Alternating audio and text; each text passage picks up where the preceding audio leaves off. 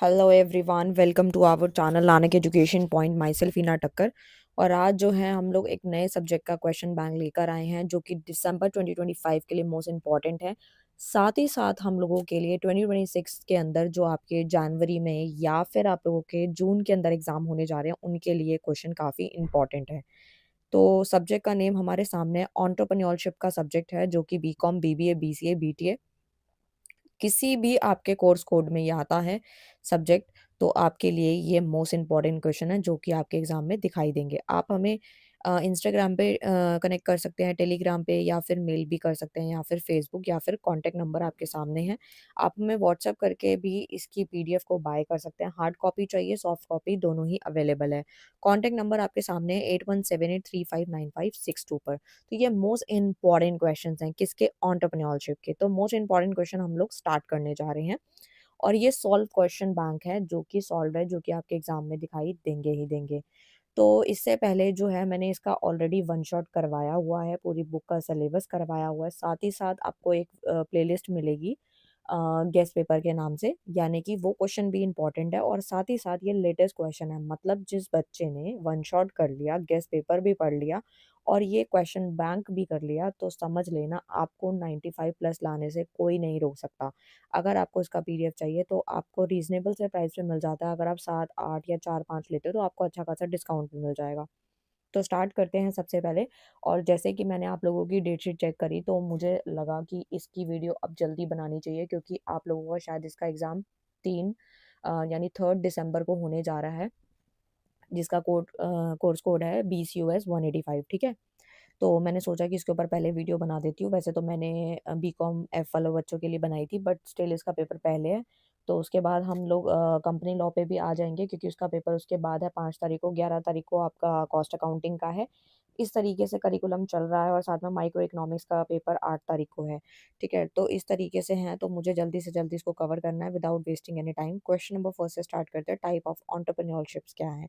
तो सबसे पहले entrepreneurship refers to the process of starting and managing a business venture to earn profit by taking risk and using creativity. देखो, अभी आपको कान में लीड लगा लो या ईयरपॉड्स कुछ भी लगा लो और इसको ध्यान से सुनो। जो जो मैं एग्जांपल दूंगी, जिन बच्चों ने इसका हार्ड कॉपी खरीद रखा है या प्रिंट आउट निकाल रखा है, पेंसिल पेन लेकर बैठे। जो जो मैं एग्जांपल बोलती जाऊंगी वो आपको साथ में नोट करने हैं, और जब आप एग्जाम देने जाओ उससे पहले जब रिवीजन करोगे तो एग्जाम्पल आपके माइंड में ऑटोमेटिक सेट हो जाएगा। जितनी बार वीडियो देख सकते हो उतनी बार वीडियो देख लेना, क्योंकि माइंड में एग्जाम्पल भी सेट हो जाएगा और कॉन्सेप्ट भी। तो entrepreneurship refers to the process, ये एक ऐसा प्रोसेस है जिसमें हम क्या करते हैं, स्टार्ट करते हैं, स्टार्टिंग एंड मैनेजिंग बिजनेस को स्टार्ट करते हैं या फिर उसको मैनेज करते हैं, जिससे हमें प्रॉफिट अर्न होता है। और रिस्क तो लेना ही पड़ता है और क्रिएटिविटी भी दिखानी पड़ती है। अगर मैं आज के टाइम की बात करूं कि अगर आज हम अपनी कोई भी क्रिएटिविटी नहीं लगाते, रिस्क भी नहीं लेते, तो क्या हम बिजनेस कर पाते हैं? हम नहीं कर पाते। हमें कहीं ना कहीं रिस्क लेना पड़ता है। फॉर एग्जाम्पल, अगर हमें कुर्तीज़ का बिज़नेस स्टार्ट करना है, तो हमें उसके हर एक कुर्ती के साइज़ेज़, कलर ठीक है, लेने पड़ते हैं। तो वो ऐसा नहीं है एक दिन में सब सेल आउट हो जाएगा, टाइम लगेगा। 6 मंथ तो नो प्रॉफिट नो लॉस पे चलेगा। तो ये सारी चीज़ें हमें लेके चलनी होती है, वो भी एक रिस्क का ही पार्ट है। और क्रिएटिविटी भी दिखानी पड़ती है। ऑफर्स हमने दे दिए, या फिर हमने बहुत अच्छा कलेक्शन रखा, या फिर हम उसको किस तरीके से उसकी वीडियोस बना रहे हैं, कैसे शो कर रहे हैं, तो ये क्रिएटिविटी का पार्ट है। तो ये सब करेंगे तो ही हम लोग अपने बिजनेस को चला पाएंगे। There are several type of entrepreneurship based on purpose, ownership, innovation and scale of operation. कोई भी पर्सन है जो कि बिजनेस करना चाहता है, तो उसको उसका पर्पस पता होना चाहिए, किस हिसाब से कर रहा है। वो पैसा कमाना चाहता है या फेम लेना चाहता है, या ओनरशिप, इनोवेशन उसको करनी पड़ती है। तो फर्स्ट पार्ट आ जाता है इसका, स्मॉल बिजनेस एंटरप्रेन्योरशिप। तो बेसिकली स्मॉल बिजनेस एंटरप्रेन्योरशिप में आता है this type involve small scale business. ये बहुत छोटे लेवल के बिजनेसेस होते हैं जो कि इंडिपेंडेंटली ओन किए जाते हैं और ऑपरेट किए जाते हैं। बहुत छोटे लेवल से स्टार्ट हो जाता है ये। ठीक है।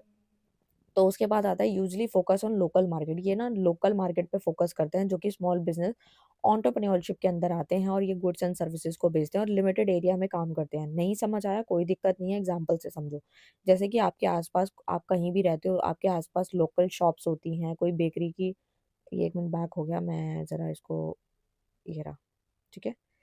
तो मैंने एक ग्रुप बना रखा है, तो उसमें मैंने ये डाला हुआ था, तो इस वजह से। ठीक है।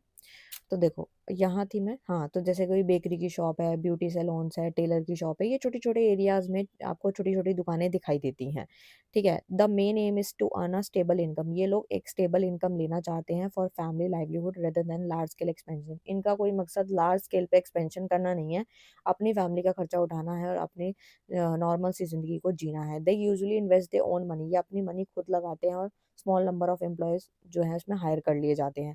लार्ज स्केल एंटरप्रेन्योरशिप में आता है। Large scale entrepreneurship involve setting up managing big business organisation. नाम से ही क्लियर है, ये लार्ज है, बड़े लेवल का है, उसमें कैपिटल भी ज़्यादा लगती है, पैसा ज़्यादा लगता है, टेक्नोलॉजी भी एडवांस चाहिए होती है। जैसे कि आपने एग्जांपल के तौर पे रिलायंस इंडस्ट्रीज को देख लो, टाटा ग्रुप को देख लो, कितने सारे प्रोडक्ट्स बना रहे हैं और आगे चल रहे हैं, ठीक है। तो ये जो such entrepreneur usually have access to large financial resources इनके पास होते हैं, इनके पास फाइनेंशियल रिसोर्सेज जो होते हैं बहुत ही जो होते हैं हाई लेवल के होते हैं। स्किल मैनेजमेंट चाहिए होता है, उनका मकसद प्रॉफिट को मैक्सिमाइज़ करना है, बिज़नेस को ग्रोथ में लेकर आना है, ठीक है? और इंटरनेशनल लेवल तक जाना है। ये एक नॉर्मल से 4-5 किलोमीटर के दायरे में काम नहीं करते, ये वर्ल्ड वाइड काम करना चाहते हैं, ग्लोबली ये काम करना चाहते हैं। नेक्स्ट आता है इनोवेटिव एंटरप्रेन्योरशिप। देखो इनोवेटिव, नाम से ही समझ आ रहा है innovative. Innovative entrepreneur are creative thinker, ये बहुत क्रिएटिव थिंकर्स होते हैं, इन्वेस्टर्स होते हैं जो कि इंट्रोड्यूस करते हैं, नए-नए प्रोडक्ट्स लेकर आते हैं मार्केट में, कोई नए आइडियाज़ के साथ आते हैं, टेक्नोलॉजी मेथड मार्केट के अंदर लेकर आते हैं, सॉरी। एग्ज़ाम्पल में इंक्लूड करती हूँ तो स्टीव जॉब जैसे एप्पल है, ठीक है? टेस्ला है, ये सारी चीज़ें हैं। एप्पल का बेस्ट एग्ज़ाम्पल है। The innovation leads to development of new market and improvement of consumer lifestyle. देखो मैं एप्पल का एग्ज़ाम्पल लेती हूँ, अभी सबसे ज़्यादा आईफ़ोन 17 बहुत ज़्यादा फ़ेमस हो रहा है, ठीक है? फ़ेमस क्या मतलब हर किसी का चाह है कि मैं आईफ़ोन 17 लूँ या 17 प्रो मैक्स लूँ, तो इस तरीके से है। ऐसा क्यों हो रहा है? तो देखो भई हम आजकल अपने ट्रेंड को ज़्यादा ही फ़ॉलो कर रहे हैं, इंस्टाग्राम पे आजकल हम स्टोरीज़ देखते हैं कि हाँ, उस इन्फ्लुएंसर ने ये लिया तो हमारे पास भी होना चाहिए, बट ऐसा कोई ज़रूरी नहीं है, ठीक है? बट ट्रेंड के साथ चल रहे हैं और थोड़े टाइम बाद आ जाते हैं, चेंज होके मॉडल चेंज होके आ जाते हैं, थोड़ा बहुत फीचर्स का डिफरेंस रहता है, ठीक है? तो ये सारी चीज़ें हैं, तो इनोवेटिव उन्होंने कुछ ऐसा करा कि वो आज ट्रेंड में फ़ॉलो अप हो रहा है और हर हर जिसके पास एंड्रॉयड है, काफ़ी सारे लोग, ऐसा नहीं है हर किसी की मैं बात करूँ, किसी को आईफ़ोन नहीं भी पसंद, बट मोस्टली लोगों को रहता है कि हमारे पास आईफ़ोन हो, जिनके पास नहीं है, जिनके पास है बहुत अच्छी बात है। एडॉप्टिव एंटरप्रेन्योरशिप में आता है कि जो हमारे इमिटेटिव एंटरप्रेन्योर कॉपी और अडॉप्ट सक्सेसफुल आइडियाज़, ये लोग ना कॉपी करते हैं और अडॉप्ट करते हैं कुछ सक्सेसफुल आइडियाज़ वगैरह, टेक्निक वगैरह फ्रॉम अदर। ये बाकियों से आइडिया चुराते हैं, टेक्निक्स लेते हैं ताकि वो अपनी रिलीजन में या फिर कंट्री में उसको यूज़ करके आगे बढ़ सकें। For example introducing online food delivery, जैसे कि स्विगी और Zomato after seeing global apps such as उबर ईट्स हो गया। These types help spread successful business model to new areas and boost economic development। जो हमारी इकोनॉमी की डेवलपमेंट है वो किस तरीके से बूस्ट होगी, इसीलिए हो तभी होएगी ना कि हम एक सक्सेसफुल बिजनेस मॉडल पे काम करें। जैसे कि यहाँ स्विगी जोमेटो का दिया हुआ है, पहले कहाँ हम लोग घर का खाना खाया करते थे, मतलब अगर हम पिछले पास्ट ईयर्स में जाएं तो हम कहाँ घर का खाना खाया करते थे। इनफैक्ट मैं अगर एक केक का एग्जांपल भी लूँ तो आप देख सकते हो कि केक में भी ये होता था कि किसी का बर्थडे भी होता था तो भी हम केक वगैरह नहीं काटते थे, घर में हलवा बना लिया, ऐसे कर लिया। बहुत साल पहले की बात करूँ तो फिर केक का ट्रेंड आया, फिर साल में 1 बार केक आता था बर्थडे पे। लेकिन अब तो सिर्फ़ मौका चाहिए होता है, जैसे कि लेट्स सपोज़ कि मदर्स डे है तो आ गया, फादर्स डे है तो केक आ गया, ठीक है? या टीचर्स डे है तब केक आ गया, ठीक है? कोई एनिवर्सरी है तो केक आ गया। तो ये सारे रीज़न्स बन चुके हैं जिस हिसाब से ये आज मार्केट जो है वो सर्वाइव कर रही है और लंबे समय तक चल रही है। कुछ भी ऑर्डर करना है तो हम घर बैठे-बैठे पिज़्ज़ा, बर्गर ऑर्डर कर लेते हैं और स्विगी, ज़ोमैटो का इस्तेमाल कर पाते हैं। तो उसके मॉडल्स भी काफ़ी सारे लोगों ने चुराए और कई सारे एप्लीकेशन बनते ही जा रहे हैं आगे, और ज़्यादा जो है आप देखोगे कि बहुत ज़्यादा कॉम्पिटिशन बढ़ता जा रहा है इस चीज़ को लेकर के। सोशल एंटरप्रेन्योरशिप की बात करूँ तो social entrepreneur focus on solving social, मतलब समाज की जो सोसाइटी की कल्चर है, एनवायरमेंटल प्रॉब्लम है, रेदर देन मैक्सिमाइजिंग प्रॉफिट। ये लोग प्रॉफिट को ना लेके समाज की सेवा करने में या उन पे ज़्यादा फोकस डालते हैं, जैसे कि एनजीओज़ वगैरह हो गया, माइक्रो फाइनेंस इंस्टीट्यूशंस हो गए, है ना? ये सब स्टार्टअप पे ये काम करते हैं। फिर नेक्स्ट आता है टेक्नोप्रेन्योरशिप। तो technopreneurs are the entrepreneurs are who use modern technology को ये इस्तेमाल करते हैं, इनोवेशन को लेकर आते हैं। आजकल आप देख सकते हो एआई का बेस्ट एग्ज़ाम्पल है, इंक्लूड मार्क ज़ुकरबर्ग, फेसबुक हो गया, ठीक है? गूगल है, एआई है, चैट जीपीटी है, ये सारी चीज़ें आपने सुनी होंगी और इस पे काम भी हो रहा है। कुछ भी सर्च करना, चैट जीपीटी खोलेंगे, फटाफट डालेंगे और वो बन के आ जाता है, क्वेश्चन बन के आंसर की फॉर्म में दे देता है। तो वो क्या है कि टेक्नोलॉजी इतनी मॉडर्न हो गई है कि हमें रिज़ल्ट पे रिज़ल्ट पे रिज़ल्ट मिलता ही जा रहा है, जो हमें चाहिए वो हमें मिल रहा है। ई-कॉमर्स के प्लेटफ़ॉर्म तैयार हो चुके हैं कि कुछ चाहिए सामान, खाने का चाहिए तो घर आ जाएगा। हमें कोई सामान ऑर्डर करना है, कोई गिफ्ट मँगाना है किसी के लिए तो वो भी घर पे आ जाएगा। नेक्स्ट आता है एग्रीकल्चर एंटरप्रेन्योरशिप, जो हमारे एग्रीकल्चर से रिलेटेड हैं, जैसे कि इंक्लूड ऑर्गेनिक फार्मिंग है, डेयरी फार्म्स है, एग्री टेक स्टार्टअप्स हैं, ये सब चीज़ें आ जाती हैं जो कि बेसिकली हमारे रूरल एम्प्लॉयमेंट को या फूड सिक्योरिटी को इम्प्रूव करने में मदद करती है। नेक्स्ट आता है कॉर्पोरेट एंटरप्रेन्योरशिप, ठीक है? Corporate entrepreneurship refers to the entrepreneurial activity within an existing organization. Employees are encouraged to innovate, create new products. यानी कि ये क्या करते हैं, हमारे को इनोवेट करते हैं। Employees are encourage होता है, एम्प्लॉय जो है वो इनकरेज हो रहा है इनोवेट के लिए, नए नए प्रोडक्ट को क्रिएट करने। For example Google allow employ to spend time developing new project like Gmail. It help companies stay innovative, competitive and adaptable. Corporate मतलब कंपनी से रिलेटेड है, ये हमारी जो हमारी एग्जिस्टिंग ऑर्गेनाइजेशन है उसके अंदर ये काम कर पाता है। और जैसे कि गूगल भी अलाउ कर रहा है एम्प्लॉय को कि आप अपना टाइम को स्पेंड करो ताकि आप न्यू न्यू प्रोजेक्ट को डेवलप कर पाओ, जैसे कि जीमेल वगैरह।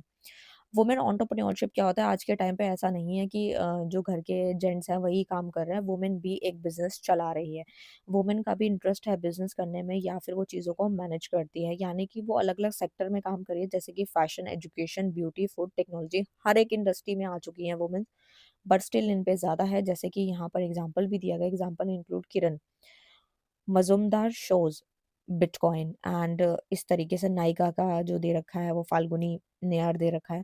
तो इस तरीके से कुछ एंटरप्रेन्योरशिप के नाम दे रखे हैं जो कि वुमेन है एज़ बिज़नेस वो काम कर रही है। जॉइंट एंटरप्रेन्योरशिप में क्या था, दे टाइप इन्वॉल्व 2 और मोर इंडिविजुअल्स और firm joining hand to start a business together. 2 या 2 से ज़्यादा जब इंडिविजुअल जब हाथ मिलाते हैं, जॉइन करते हैं तो कहते हैं कि हम बिज़नेस मिलके चलाएँगे, तो उसे हम जॉइंट एंटरप्रेन्योरशिप कहते हैं। For example Maruti Suzuki is a joint venture between the Indian Maruti and Japan Suzuki, sorry.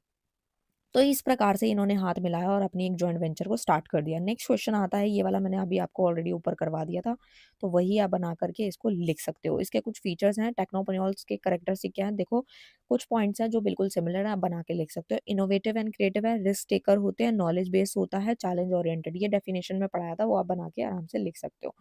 ठीक है।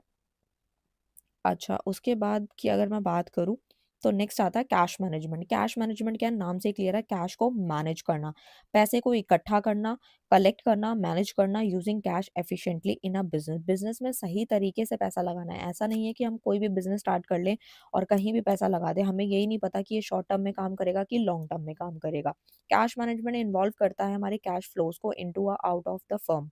Cash balance held by the firm, यानी कि कैश मैनेजमेंट का उद्देश्य क्या है, हम कैश को मैनेज करते क्यों हैं, ताकि जो हमारी लिक्विडिटी है वो इंश्योर हो सके और डे टू डे के जो एक्सपेंसेस हैं वो मैनेज हो सके और जो हमारा ऑप्टिमल कैश बैलेंस है वो भी मेंटेन रहे, ना तो ज़्यादा हाई हो ना तो ज़्यादा लो हो। रिड्यूस आइडल कैश को हमें रिड्यूस करना है और फंड को बहुत सही तरीके से सही जगह पे लगाना है। टाइमली पेमेंट ऑफ ऑब्लिगेशन को इंश्योर करता है और प्रॉफिटेबिलिटी को भी मैक्सिमाइज करता है, क्योंकि अगर हम कैश को मैनेज करते हैं तो हम काफ़ी सारी चीज़ें सीख जाते हैं और हमें प्रॉफिट भी कमाना आ जाता है और प्रॉफिट को भी बढ़ा पाते हैं। गलत जगह में पैसे नहीं लगाने और हमें इन्वेस्टिंग करनी है सही टाइम पर और सही जगह पर। कैश मैनेजमेंट के कुछ फीचर हैं, जैसे कि कैश फ्लो का प्लानिंग करना, कैश बैलेंस को मेंटेन करना, कैश बजट को प्रिपेयर करना कि हमारे फ्यूचर की रिक्वायरमेंट्स क्या है, खर्चे क्या हैं, रेवेन्यू क्या है, उसके हिसाब से कैश का बजट बनाना। नेक्स्ट आता है कलेक्शन एंड डिसबर्समेंट। तो देखो भाई, इसमें आता है क्विक कलेक्शन ऑफ रिसीवेबल होता है, सिस्टमैटिक पेमेंट करनी होती है लायबिलिटी की ताकि हमारी लिक्विडिटी इंप्रूव हो। सरप्लस कैश जो है वो भी हमें इन्वेस्टमेंट ऑफ सरप्लस कैश करना होता है, शॉर्ट टर्म सिक्योरिटीज में इन्वेस्ट करना होता है। तो ये सारे पॉइंट्स आप बना के लिख सकते हो। ठीक है। नेक्स्ट आता है मैनेजिंग फाइनेंस। आपको अपने फाइनेंस को किस तरीके से मैनेज करना होता है। अगर आप एक बिजनेस चला रहे हैं तो आपको किस तरीके से पैसे को मैनेज करना आना चाहिए। तो finance refers to the process of planning, पहले प्लानिंग बिठाना, फिर ऑर्गेनाइजिंग करना, कंट्रोलिंग करना एंड मॉनिटरिंग करना फाइनेंशियल रिसोर्सेज। जो भी आपके पैसों से रिलेटेड संसाधन है उसको सही टाइम पे सही जगह पे लगाना और कलेक्ट करना और मैनेज करना। देखो भाई, फाइनेंशियल प्लानिंग में आता है सबसे पहले फ्यूचर फाइनेंशियल रिक्वायरमेंट को एस्टिमेट करना, फिर प्लानिंग करना कि आप अपने फंड को किस तरीके से रेज़ करोगे और किस तरीके से इस्तेमाल करोगे। इन्वेस्टमेंट डिसीज़न में आता है कि आप अपने पैसे को कहाँ पे इन्वेस्ट करने वाले हो सो दैट आपको मैक्सिमम रिटर्न आए, यानी नए प्रोजेक्ट में लगाओगे, इक्विपमेंट्स पे लगाओगे, सिक्योरिटी पे लगाओगे। इट्स डिपेंड अपॉन यू कि आपका दिमाग किस तरीके से वर्क करता है।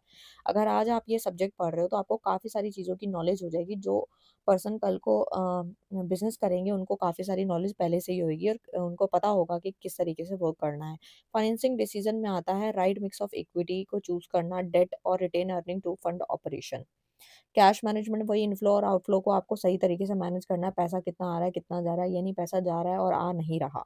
रिस्क मैनेजमेंट भी आपको देखना पड़ता है, लिक्विडिटी रिस्क कितना है, क्रेडिट रिस्क कितना है, अगर आप कोई कहीं इन्वेस्ट कर रहे हो तो उसमें कहीं ज़्यादा रिस्क तो नहीं है, पैसे डूब तो नहीं जाएँगे। बजटिंग कंट्रोल में आता है कि आपको अपने बजट को कंट्रोल करना है। मैं आपको हिसाब से आपको इसलिए बोलती हूँ सो दैट आपको अपने पे लेके देखना है कि अगर आप बिज़नेस कर रहे हो, सो दैट आप अगर आप पैसा लगा रहे हो तो चीज़ें समझ में आएँ। ये नहीं कि मैं किताबी तरीके से आपको पढ़ाऊँ, मैं ऐसे तरीके से पढ़ा रही हूँ कि आप ये मान के चल रहे हैं कि आप एक बिज़नेस कर रहे हैं, तो अगर आपको बजट को कंट्रोल करना है तो आप सोचोगे ना कि किस तरीके से होना चाहिए। Importance of managing finance. Managing यानी फाइनेंस को मैनेज करने के इंपॉर्टेंस वही सारे हैं। इंश्योर स्मूथ ऑपरेशन है, डिसीजन मेकिंग में हेल्प करता है, ग्रोथ और एक्सपेंशन को सपोर्ट करता है, प्रॉफिटेबिलिटी भी बढ़ती है, स्टेबिलिटी भी मेंटेन होती है, रेपुटेशन भी इनहांस हो जाती है। नेक्स्ट क्वेश्चन आता है फुल कॉन्सेप्ट ऑफ एचआरएम क्या होता है? Institution setup by the central government. HRM बोले तो एक इसकी बुक भी है एचआरएम की, जो मैंने पूरी बुक करवा भी रखी है। अगर आप इसको डिटेल में पढ़ना चाहते हो तो वन शॉट देख लेना, और नहीं तो गेस्ट पेपर में क्वेश्चंस कराए हैं वो भी पढ़ सकते हो। ह्यूमन रिसोर्स मैनेजमेंट मतलब जो हम बिज़नेस कर रहे हैं, हमें बिज़नेस के अंदर बहुत सारे लोगों की ज़रूरत होती है। अगर हम लार्ज स्केल पे बिज़नेस कर रहे हैं, तो एक अकेला व्यक्ति कभी भी बिज़नेस नहीं चला सकता, या कंपनी नहीं चला सकता, या ट्रेडिंग कंपनी नहीं चला सकता। उसको उसके लिए क्या होता है, रिसोर्स चाहिए। रिसोर्स मतलब ह्यूमन, यानी इंसान चाहिए अपनी कंपनी के अंदर, या तो वो मशीनरी पे काम करे, और अगर मशीन लगाने के ज़्यादा पैसे नहीं हैं तो वो फिर ह्यूमन को, लेबर को हायर करता है। तो ह्यूमन रिसोर्स को मैनेज करना भी देखना पड़ता है कि हमें अपनी कंपनी में या बिज़नेस के अंदर कितने लोगों की ज़रूरत है। रिक्रूटिंग मतलब बुलाना है, डेवलपिंग करनी है, मोटिवेट करना है एम्प्लॉयी को सो दैट वो एम्प्लॉयी हमारे कंपनी के अंदर टिका रहे, कहीं जाए नहीं। अगर हम उस पे ज़्यादा दबाव बनाएँगे तो वो भाग जाएगा, ठीक है? तो डेफिनिशन आप पढ़ सकते हो। और आता है कि एचएनएम के कुछ ऑब्जेक्टिव्स हैं, ये आपको समझ लेने हैं। Right person for the right job, हमें सही टाइम पे सही पर्सन को बुलाना है। ऐसा नहीं हमें अकाउंटेंट चाहिए तो हमने 8वीं पास बुला लिया, तो वो चीज़ नहीं चलेगी। एम्प्लॉयी डेवलपमेंट में आता है कि हमें अपने एम्प्लॉयी को ट्रेन भी करना है टाइमली। अगर वो नया-नया आया है, उसको नॉलेज नहीं है, तो उसको ट्रेनिंग भी देनी पड़ेगी, और हमारे कंपनी का, बिज़नेस का कोई नया एप्लीकेशन है या वेबसाइट है, उसको बतानी पड़ेगी।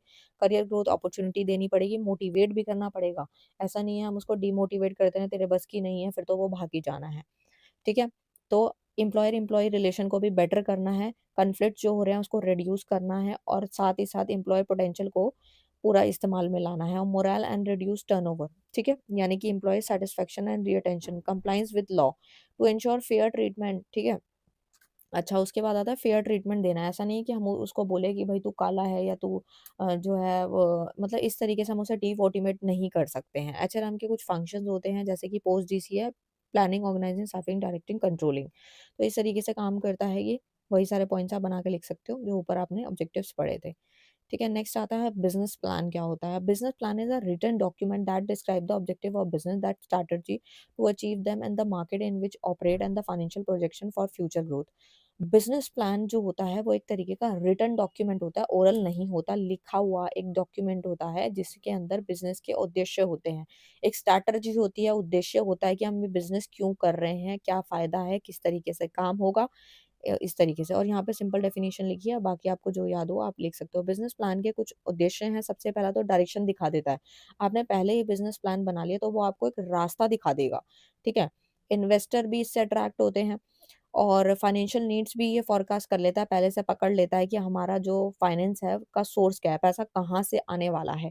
रिस्क भी मैनेज कर लेता है क्योंकि हमने पहले ही सारी चीज़ों की प्लानिंग कर ली है, चार्ट बना लिया है। परफॉर्मेंस भी इवैल्यूएट करता है, और कम्युनिकेट विज़न भी होता है, यानी कि गोल क्लियरली एम्प्लॉइज़ को, स्टेक होल्डर को दिखाई देने लगते हैं, ठीक है? फीचर्स क्या हैं? गुड बिज़नेस प्लान किस तरीके से होता है? बिल्कुल क्लैरिटी होती है, सिंपल, क्लियर और ईज़ी टू अंडरस्टैंड होता है। प्लान हमें इसी हिसाब से बनाना चाहिए, बहुत सिंपल हो, क्लियर हो और ईज़ी हो। रियलिस्टिक होना चाहिए, यानी कि जितने भी प्रोजेक्शन है शुड बी प्रैक्टिकल होना चाहिए। कोई नहीं, सपनों की दुनिया में नहीं चल सकते हम लोग, वो वाली बात यहाँ नहीं होती, वरना हम फेल हो जाएँगे। सेल, प्रॉफिट, एक्सपेंसेस पे बात होती है। कॉम्प्रिहेंसिव होना चाहिए, मार्केटिंग, फाइनेंस, ऑपरेशन, एचआर। हर एक लेवल को ये कवर करे, फ्लेक्सिबिलिटी होनी चाहिए, ठीक है? कुछ चेंज करना चाहें तो हम कर सकें, ये नहीं कि बिल्कुल ही फिक्स्ड हो गया है और उसी पे काम करना है। गोल ओरिएंटेड होना चाहिए, यानी कि आपका जो गुड बिज़नेस प्लान है वो गोल ओरिएंटेड होना चाहिए। आपको अपने स्पेसिफिक गोल को मेज़र करना आना चाहिए, पहले से पता होना चाहिए क्या गोल है। फैक्चुअल डेटा आपके सामने होना चाहिए, उसके बेस पे ही आप एक्यूरेट मार्केट को रिसर्च करोगे और असम्पशन लगा के काम करोगे। फ्यूचर ओरिएंटेड होना चाहिए, लॉन्ग टर्म स्ट्रैटेजी लगानी है ताकि हम लॉन्ग समय में लंबे समय तक बने रहें और अपने काम को करते रहें। नेक्स्ट आता है model and theories of entrepreneurship. Entrepreneurship की जो थ्योरीज हैं, मॉडल्स हैं, वो हमारे एंटरप्रेन्योर्स को सोचने में, एक्ट में या कुछ नई चीज़ क्रिएट करने में, ग्रो करने में मदद करते हैं। तभी हमें ये सारी चीज़ें पढ़ाई जा रही हैं ताकि कल को अगर हम बिज़नेस करें या फिर हम एक अच्छे एंटरप्रेन्योरशिप के वर्क में काम कर पाएँगे और एक अच्छे एंटरप्रेन्योर बन पाएँ। तो ये सारी चीज़ों की नॉलेज हमें होनी चाहिए। प्रपोज़ बाय यहाँ पे इकोनॉमिक थ्योरी ऑफ एंटरप्रेन्योरशिप है, जिसके अंदर बताया गया है, ये प्रपोज़ किया गया था रिचर्ड कैंटिलन के द्वारा, ठीक है? एंड जीन सेस के द्वारा। फ़ोकस करता है इकोनॉमिक रोल ऑफ एंटरप्रेन्योर, यानी रिस्क को लेना और प्रोडक्शन को ऑर्गेनाइज़ करना। है ना? तो की आइडिया आप पढ़ सकते हो, इसमें मेन मकसद इनका है कि भई डिज़ायर फॉर प्रॉफिट, ये तो हर किसी का रहता है, ठीक है? साइकोलॉजिकल थ्योरी ऑफ एंटरप्रेन्योरशिप में आता है, अगर मैं शॉर्ट में बात करूँ तो इसमें आता है psychological traits like motivation, self confidence, need for achievement. तो ये ना हमारे एंटरप्रेन्योरशिप के अंदर अराइज़ करता है, जगाता है, मोटिवेशन जगाता है, सेल्फ कॉन्फिडेंस जगाता है, क्योंकि जब तक ये नहीं होंगे, हम नहीं कर सकते हैं चीज़ों को। उसके बाद नेक्स्ट आता है सोशियोलॉजिकल थ्योरी ऑफ एंटरप्रेन्योरशिप में आता है, अगर सिंपल लैंग्वेज में बात करूँ मैं, तो इसमें आता है society culture, norm and values पे बात करता है। इसका की आइडिया ही यही है, ठीक है? नेक्स्ट आता है इनोवेशन थ्योरी ऑफ एंटरप्रेन्योरशिप में, इसमें आता है innovator and change agent in the economy, यानी कि अगर सिंपल लैंग्वेज में बात करूँ तो ये जो एंटरप्रेन्योर होते हैं are innovator who bring new products को लेकर आते हैं, नए मेथड्स को लेकर आते हैं, न्यू सोर्स ऑफ सप्लाई लेकर आते हैं। नेक्स्ट आता है रिसोर्स बेस्ड थ्योरी, इसके अंदर आता है basically successful entrepreneur are resource efficiently to gain competitive advantage. यहाँ पे अगर मैं बात करूँ शॉर्ट में तो इफेक्टिव रिसोर्स मैनेजमेंट होता है, ठीक है? नेक्स्ट आता है अपॉर्चुनिटी बेस्ड थ्योरी में आता है कि when a person recognise an opportunity and act upon it, यानी कि हमें जो ये इस तरीके के थ्योरी है जिसके अंदर हम पहचानते हैं और exploring opportunity that other overlook, ठीक है? यानी कि not necessary risk taker but opportunity seekers, right? Behavioural theory में आता है आपकी planning, decision making, innovation determine success मिल जाती है, ठीक है? नेक्स्ट आता है डायमेंशन ऑफ एंटरप्रेन्योरशिप, यानी कि रूलर की अगर मैं बात करूँ तो dimension of entrepreneurship refers to the different aspect or component that define and influence the entrepreneurial process, and they explain how entrepreneurship operate in the term of innovation, risk taking, creativity की risk को लेना, innovation करना, social impact, कुछ नई नई चीजें सोचेंगे, risk लेंगे तभी तो हमारी बात बनेगी ना। वही सारे पॉइंट्स आप लिख सकते हो। रूरल एंटरप्रेन्योरशिप में आता है establishing and managing business in rural areas, जो हमारे गाँव का एरिया है उसमें कुछ नया एस्टैब्लिश करना और बिजनेस को मैनेज करना ही रूरल एंटरप्रेन्योरशिप कहलाता है। जैसे कि सेमी अर्बन के एरियाज हो गए या फिर गाँव हो गया, जो कि पूरे तरीके से गाँव नहीं है, सेमी अर्बन एरियाज़ हैं, ठीक है? Locally available raw material, labour हो गया, लो कैपिटल इन्वेस्टमेंट होती है गाँव के अंदर, handicraft, dairy product, food processing, cottage industry, इन सब चीज़ों पे काम होता है, एग्रीकल्चर पे काम होता है, क्योंकि गाँव में तो यही सब चीज़ें अवेलेबल होती है, तो इसी पे काम होता है। और वहाँ पे भी ऐसा नहीं है हर कोई नौकरी कर रहा है, अपने बिज़नेस भी इसी प्रकार के लोग चला रहे हैं। जैसे एग्रीकल्चर में आता है farming, dairy, pottery farming related agriculture activity आता है। कॉटेज हैंडीक्राफ्ट एंटरप्रेन्योरशिप में जैसे आर्ट, क्राफ्ट, हैंडमेड के जो हाथ से बने हुए प्रोडक्ट्स होते हैं ना, वो आते हैं। ट्रेडिंग एंटरप्रेन्योरशिप में आता है सेलिंग लोकली मेड गुड्स और एग्रीकल्चर प्रोड्यूस आता है। सर्विस में आता है आपके रिपेयर है, कोई ट्रांसपोर्ट कम्युनिकेशन है गाँव के अंदर, वो सब आता है। एग्रो बेस्ड एंटरप्रेन्योरशिप में जैसे फूड प्रोसेसिंग की यूनिट्स होती हैं, वो आ जाती हैं। तो रूरल एंटरप्रेन्योरशिप के इंपॉर्टेंस क्या है? जिसमें माइग्रेशन जो होती है वो रिड्यूस हो जाती है। Prevent people from moving to cities in search of job, यानी कि लोग जो हैं वो नौकरी ढूंढने के पर्पज से शहरों में भाग जाते हैं। एम्प्लॉयमेंट क्रिएट होती है, इससे लोकल रिसोर्स यूटिलाइज होता है, स्टैंडर्ड ऑफ लिविंग भी इम्प्रूव होता है, क्योंकि कहीं ना कहीं अगर बिजनेस हो रहा है, चाहे छोटे लेवल पे हो रहा है, चाहे वो एग्रीकल्चर पे हो रहा है, चाहे डेयरी फार्मिंग है, बट कहीं ना कहीं तो हो रहा है ना, और उससे स्टैंडर्ड ऑफ लिविंग भी इम्प्रूव हो रहा है। खाली बैठने से तो अच्छा है कि हम कुछ ना कुछ कर लें।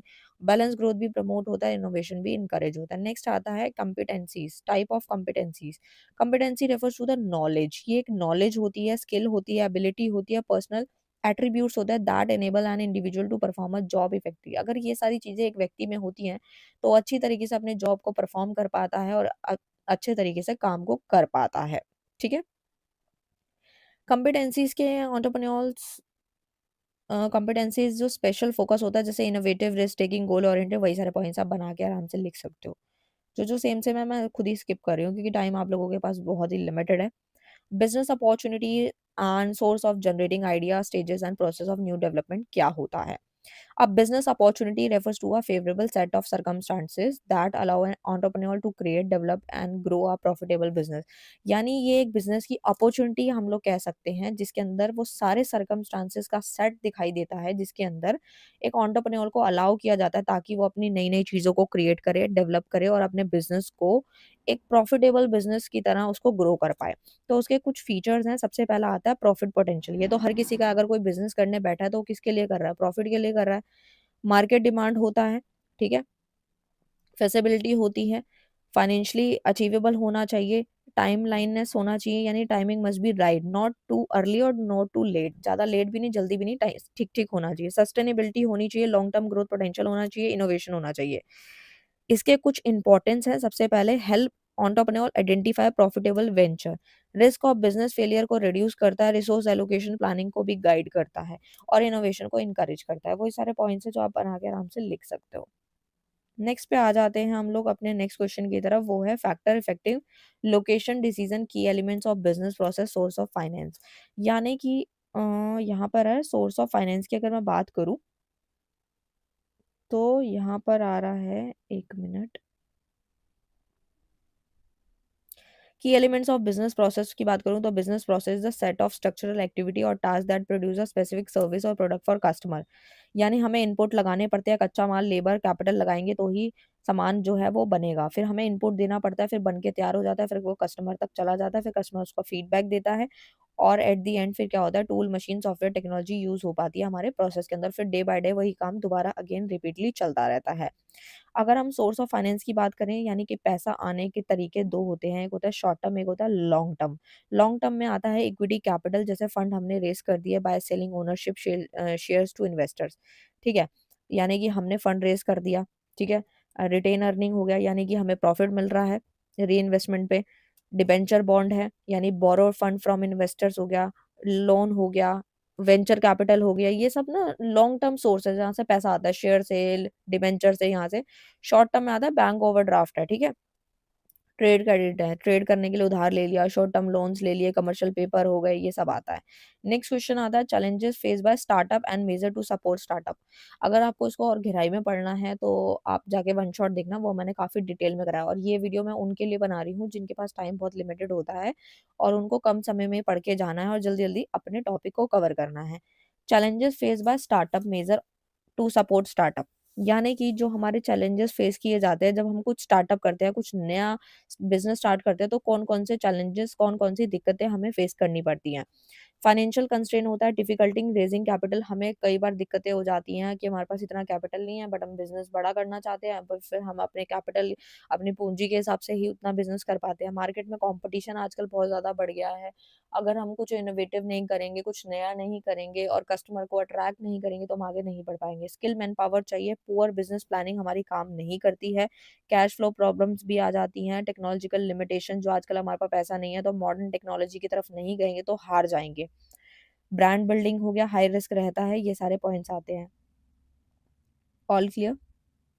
और इसमें आता है सपोर्ट स्टार्टअप के कुछ मेजर्स यानी फाइनेंशियल असिस्टेंट, जैसे बैंक लोन, वेंचर कैपिटल। अगर पैसा नहीं है तो हमने कहीं से ले लिया है और फिर बिजनेस स्टार्ट कर रहे हैं। इनक्यूबेशन सेंटर्स जो खुले हुए हैं जैसे कि ऑफिस स्पेस मिल जाती है, टेक्निकल सपोर्ट हमें आजकल मिल जाता है, हर तरह की फैसिलिटी गवर्नमेंट हमें प्रोवाइड कर रही है या फिर और इंस्टीट्यूशंस हमें प्रोवाइड कर रहे हैं, बट हमें उस चीज़ को ग्रैब करना है और सही तरीके से काम करना है, कुछ इनोवेटिव करना है। स्किल डेवलपमेंट ट्रेनिंग भी आजकल मिल रही है, जैसे वर्कशॉप है, कोर्सेज हैं। नेटवर्किंग अपॉर्च्युनिटीज़ भी आजकल हम देख रहे हैं, जैसे ट्रेड फेयर है, हम कहीं जाते हैं तो उसमें हमारे नेटवर्क्स बनते हैं, नेटवर्क की अपॉर्च्युनिटी हमें मिलती है। और इसका एक बेस्ट एग्जांपल है ट्रेड फेयर जो अभी प्रगति मैदान में लगा था, ठीक है? अभी वो 2 दिन पहले ही खत्म हुआ है। जो जो बच्चे या जो स्टूडेंट्स गए थे प्रगति मैदान में और मुझे प्लीज़ कमेंट करना, ठीक है?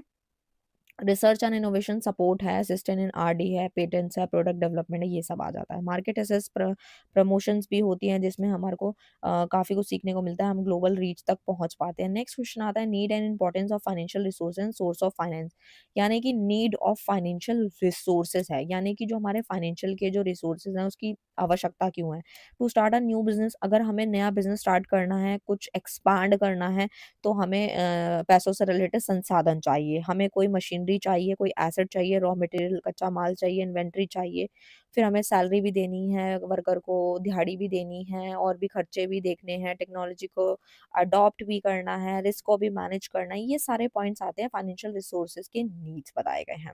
इंपॉर्टेंस क्या है कि enable setup and expansion of business operation, की अपने बिजनेस ऑपरेशन को एक्सपैंड करना है, एसेट को खरीदना है, दिहाड़ी देनी है, वही सारे पॉइंट्स आप बना के आराम से लिख सकते हो।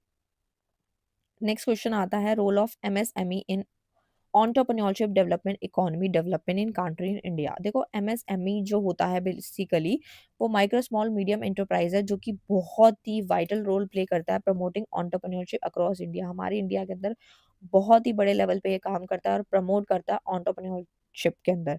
बेसिकली दे प्रोवाइड अपॉर्चुनिटी, वो अपॉर्चुनिटी दे रहा है सेल्फ एम्प्लॉयमेंट के लिए, स्किल को बढ़ाने के लिए, बिजनेस को इनोवेट करने के लिए।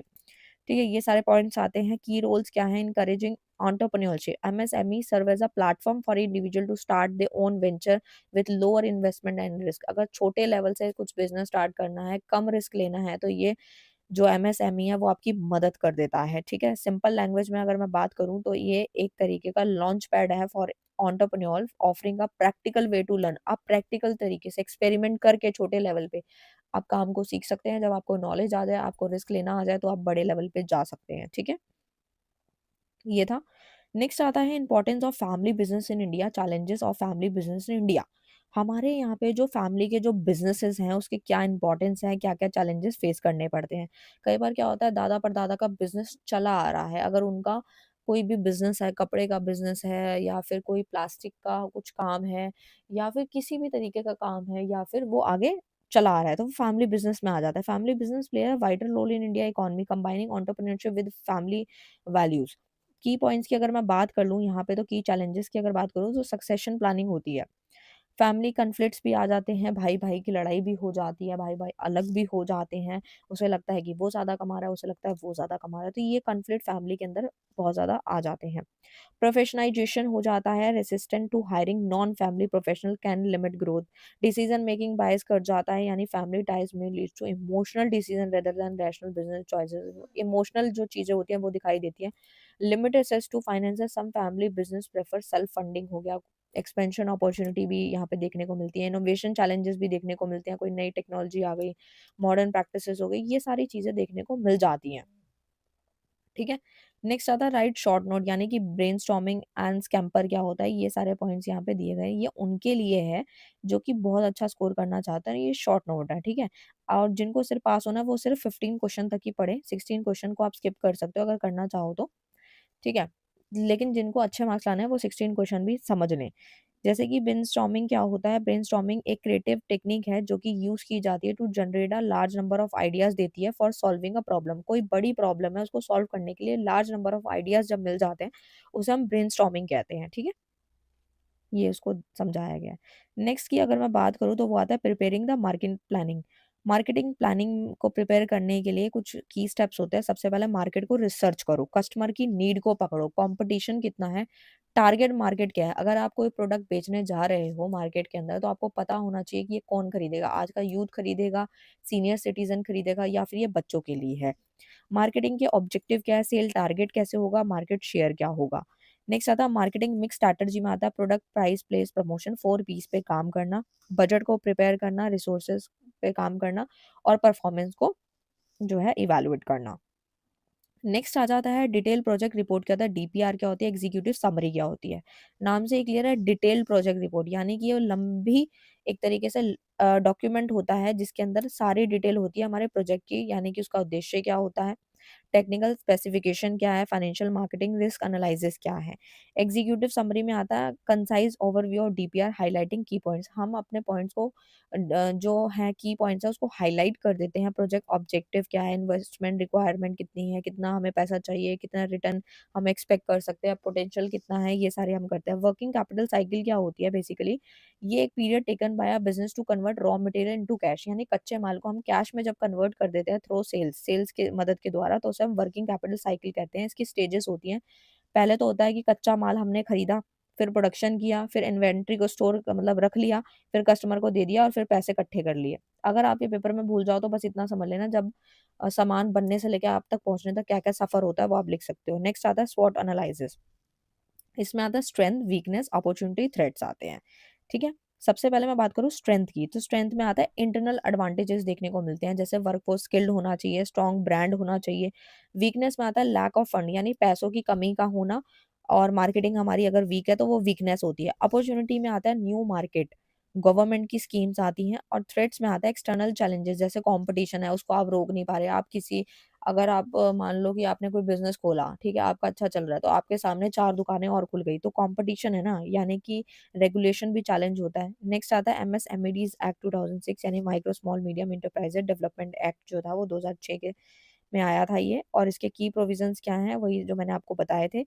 Classification of micro small and medium enterprise based on investment के ऊपर है ये। फाइनेंशियल सपोर्ट प्रोवाइड करता है, पेमेंट बाय बायर्स होता है उसको प्रमोट करता है, एंटरप्रेन्योरशिप को भी इनकरेज करता है। नेक्स्ट आता है सिडबी। सिडबी बोले तो small industry development bank of India. ये फाइनेंशियल इंस्टीट्यूशन होता है जो हमारे को प्रोडक्शन में पैसे देने में और हमारे एमएसएमईज के डेवलपमेंट में मदद करता है, जैसे लोन प्रोवाइड कर देता है, वेंचर कैपिटल हो गया, रिलायंस सपोर्ट हो गया, ये सारी चीज़ें आती हैं। ठीक है, स्मॉल इंटरप्राइजेस को लेके प्रमोट करता है एंटरप्रेन्योरशिप को, एमएसएमई इंफ्रास्ट्रक्चर को भी सपोर्ट करता है, नोडल एजेंसी में भी वर्क करता है। तो ये था पूरा का पूरा आप लोगों का वन शॉट कंप्लीट। तो मैंने आपको बहुत ज़्यादा ही शॉर्ट में करवाया है, बहुत ज़्यादा शॉर्ट भी तो नहीं बोलूँगी मैं, बट मैंने हाँ आपको जो जितना ज़रूरी था, जिन बच्चों को पास होने के लिए जितनी आवश्यकता थी वो मैंने करवाया है, और एग्जाम्पल्स भी दिए हैं। बट अगर आपको इसको डेप्थ में पढ़ना है तो उसका वन शॉट देख लेना और अच्छे से समझ आ जाएगा। ठीक है, और गेस्ट पेपर भी देख लेना एक बारी। ठीक है, तो इसका पीडीएफ चाहिए तो व्हाट्सएप करके ले लेना। पहला पेपर ही आपका 3 तारीख को है इसका, तो मैंने सोचा कि आज कंप्लीट करा दूं। और नेक्स्ट वीडियो में मैं पूरी कोशिश करूंगी कि आपका जो नेक्स्ट है वो आपकी कंपनी लॉ और माइक्रो इकोनॉमिक्स पे वीडियो बना दी जाए, क्योंकि उनके पेपर इसके बाद ही हैं। तो मिलते हैं नेक्स्ट वीडियो में नेक्स्ट टॉपिक के साथ, तब तक के लिए bye bye, thank you so much. Hello everyone, welcome to our channel Anek education point. Myself Heena Takkar, और आज हम एक नई सीरीज के साथ आए हैं। वन शॉट इसको कंप्लीट करेंगे। गेस्ट पेपर है ये, मोस्ट इंपॉर्टेंट क्वेश्चंस हैं, इसका solution, flow chart, line to line summary, सब कुछ इसी के अंदर है। सिर्फ और सिर्फ एक वीडियो देखो और 100% अचीव कर लो। एंटरप्रेन्योरशिप, तो अब इसके टाइप्स क्या हैं? सबसे पहला आता है स्मॉल स्केल, आता है एक स्केलेबल होता है। ठीक है, यहाँ पर ये सारे हैं, ये सारे करा रही हूं मैं। ठीक है, तो स्मॉल स्केल है, स्मॉल बिजनेस है, स्केलेबल है, सोशल है, कॉर्पोरेट है, डिजिटल है, लाइफस्टाइल है, फैमिली है, ग्रीन है, सोलो है। तो इस तरीके से ये कुछ टाइप्स दिए गए हैं, हमें वो समझने हैं। ठीक है, बहुत शॉर्ट में मैं आप लोगों के लिए गेस्ट पेपर बनाकर लेकर आई हूँ, सो दैट आपको लाइन पढ़ते ही चुटकियों में समझ आ जाए। ठीक है, इजी से इजी लैंग्वेज है, और ऐसी लैंग्वेज है ना जो पढ़ते ही समझ आ रही है और साथ साथ याद भी हो जाएगी, और पेपर में यही लिखकर नंबर भी आ जाएंगे। और जो एग्जाम्पल मैं समझा रही हूँ वो वहां पे आपको जरूर से जरूर लिख कर आने हैं। तो देखो भाई, सबसे पहले स्टार्ट करते हैं स्मॉल बिजनेस एंटरप्रेन्योरशिप से। Starting and running of small business, छोटे छोटे बिजनेस को स्टार्ट करते हैं ये लोग और रन करते हैं, ऑफ्टन विद लिमिटेड रिसोर्सेज, इनके पास संसाधन बहुत लिमिटेड होते हैं। एंड लोकल कस्टमर बेस होता है जो आसपास के 4 किलोमीटर 10 किलोमीटर के दायरे में होते हैं, क्योंकि ये छोटा बिजनेस है। एग्जाम्पल के तौर पे हम देखें तो लोकल रिटेल शॉप को आप जो है कनेक्ट कर सकते हैं कि आपके आसपास जो छोटे छोटे बिजनेस हैं, परचून की दुकान है, छोटे मोटे सैलून्स हैं, सर्विस प्रोवाइडर हैं, कोई छोटा मोटा रेस्टोरेंट है, ढाबा है, इस तरीके के स्मॉल बिजनेस एंटरप्रेन्योरशिप के एग्जांपल्स हैं। स्केलेबल एंटरप्रेन्योरशिप क्या है? इसके अंदर फ्लो चार्ट बनाना बिल्कुल मत भूलना। जैसे मैं कॉपी पे आप लोगों को वन शॉट में मैंने कराया ना, वो जाके जरूर देख लो, उसमें मैंने जैसे फ्लो चार्ट बनाया वो एग्जाम में जरूर बनाना, काफी इंप्रेसिव लगेगा। स्केलेबल में आता है creating a business with high growth potential often through innovative product and service. इनके जो प्रोडक्ट होते हैं, यानी ये ऐसे एंटरप्रेन्योरशिप होते हैं जिनके जो प्रोडक्ट हैं बहुत इनोवेटिव तरीके के होते हैं, इनकी सर्विसेज बहुत अलग होती हैं, डिफर होती हैं, क्योंकि इनके बहुत हाई ग्रोथ पोटेंशियल होती है। फॉर एग्जांपल टेक स्टार्टअप कह सकते हो, ऑनलाइन मार्केट प्लेस कह सकते हो, सॉफ्टवेयर कंपनीज कह सकते हो, क्योंकि जो सॉफ्टवेयर कंपनीज होती हैं वो काफी इनोवेटिव प्रोडक्ट या सर्विस में डील करती हैं। टेक स्टार्टअप हो गए, वो सब इसके एग्जांपल्स हैं। सोशल एंटरप्रेन्योरशिप की बात करूं, ठीक है, तो वो आता है एड्रेसिंग सोशल, जो हमारी सोसाइटी है या हमारा environmental problem through innovative business model. जैसे कि सोशल मतलब सोसाइटी के लिए लोग काम करते हैं, बेसिकली एनपीओ हो गए, जिसमें कोई प्रॉफिट के लिए काम नहीं किया जाता, समाज के लिए काम किया जाता है। जैसे सोशल एंटरप्राइज है, बिजनेस फोकस ऑन सस्टेनेबिलिटी, ये सब इसके एग्जाम्पल हैं। कॉर्पोरेट मतलब बोले तो कंपनी, यानी कि encouraging innovation and entrepreneurship with establish organisation, यानी कि जो हमारा एंटरप्रेन्योरशिप कॉर्पोरेट वाला है उसके अंदर हम बात करते हैं अपने कॉर्पोरेट वेंचरिंग की, इनोवेशन लैब्स हो गई, इस तरीके के एग्जांपल्स इसमें देखे जाते हैं। डिजिटल की बात करूं तो डिजिटल नाम से ही क्लियर होता है, creating business that operate primary online, यहाँ पे ऑनलाइन डिजिटल टेक्नोलॉजी, हाँ, यानी कि हम अपनी टेक्नोलॉजी का इस्तेमाल करके, जैसे फॉर एग्जांपल बेस्ट एग्जांपल है e commerce platform, online services, जैसे आजकल फ्लिपकार्ट, अमेजोन, ये सब चीजें बिजनेस कर रहे हैं एंड डिजिटली कर रहे हैं, ठीक है। लाइफस्टाइल एंटरप्रेन्योरशिप क्या होता है, creating a business that support a desire lifestyle, ये लोग सपोर्ट, जो हमारी डिजायर लाइफस्टाइल होती है उसको सपोर्ट करते हैं।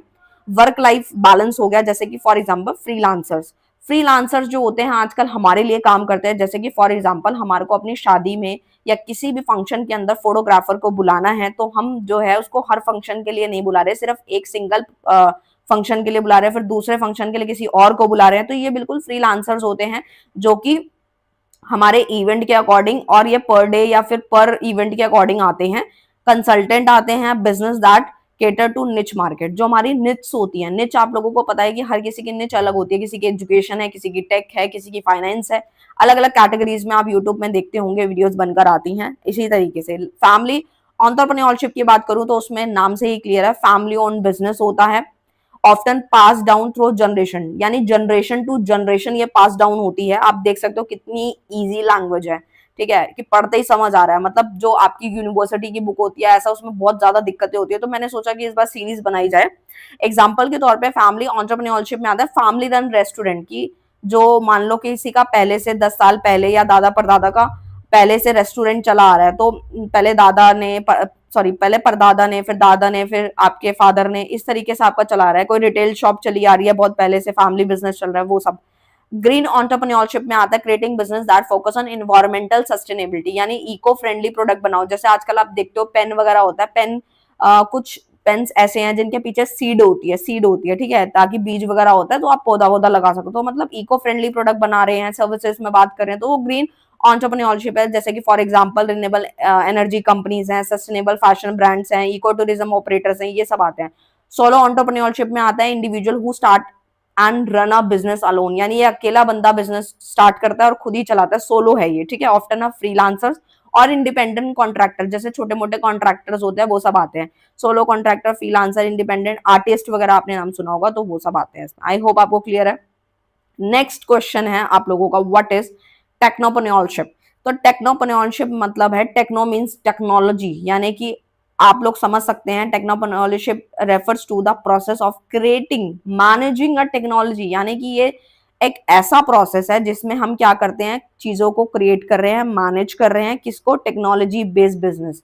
यानी आप कोई भी स्टार्टअप कर रहे हैं तो आप अपने बिजनेस के अंदर टेक्नोलॉजी का बहुत हाई यूज कर रहे हैं, बहुत ज्यादा यूज कर रहे हैं, तो उसको आपने टेक्नोप्रेन्योरशिप बोला गया है। इट्स इन्वॉल्व आइडेंटिफाइंग अपॉर्चुनिटी, इसमें क्या होता है कि हम अपनी अपॉर्चुनिटी को पहचानते हैं। कौन पहचानता है, जो आपका ओनर है, ठीक है। In emerging technologies and developing innovative product, और इनोवेटिव प्रोडक्ट्स बनाएं या सर्विसेज दें सो दैट हमारा कस्टमर हमारे तरफ अट्रैक्ट हो और हमारा प्रोडक्ट बिके।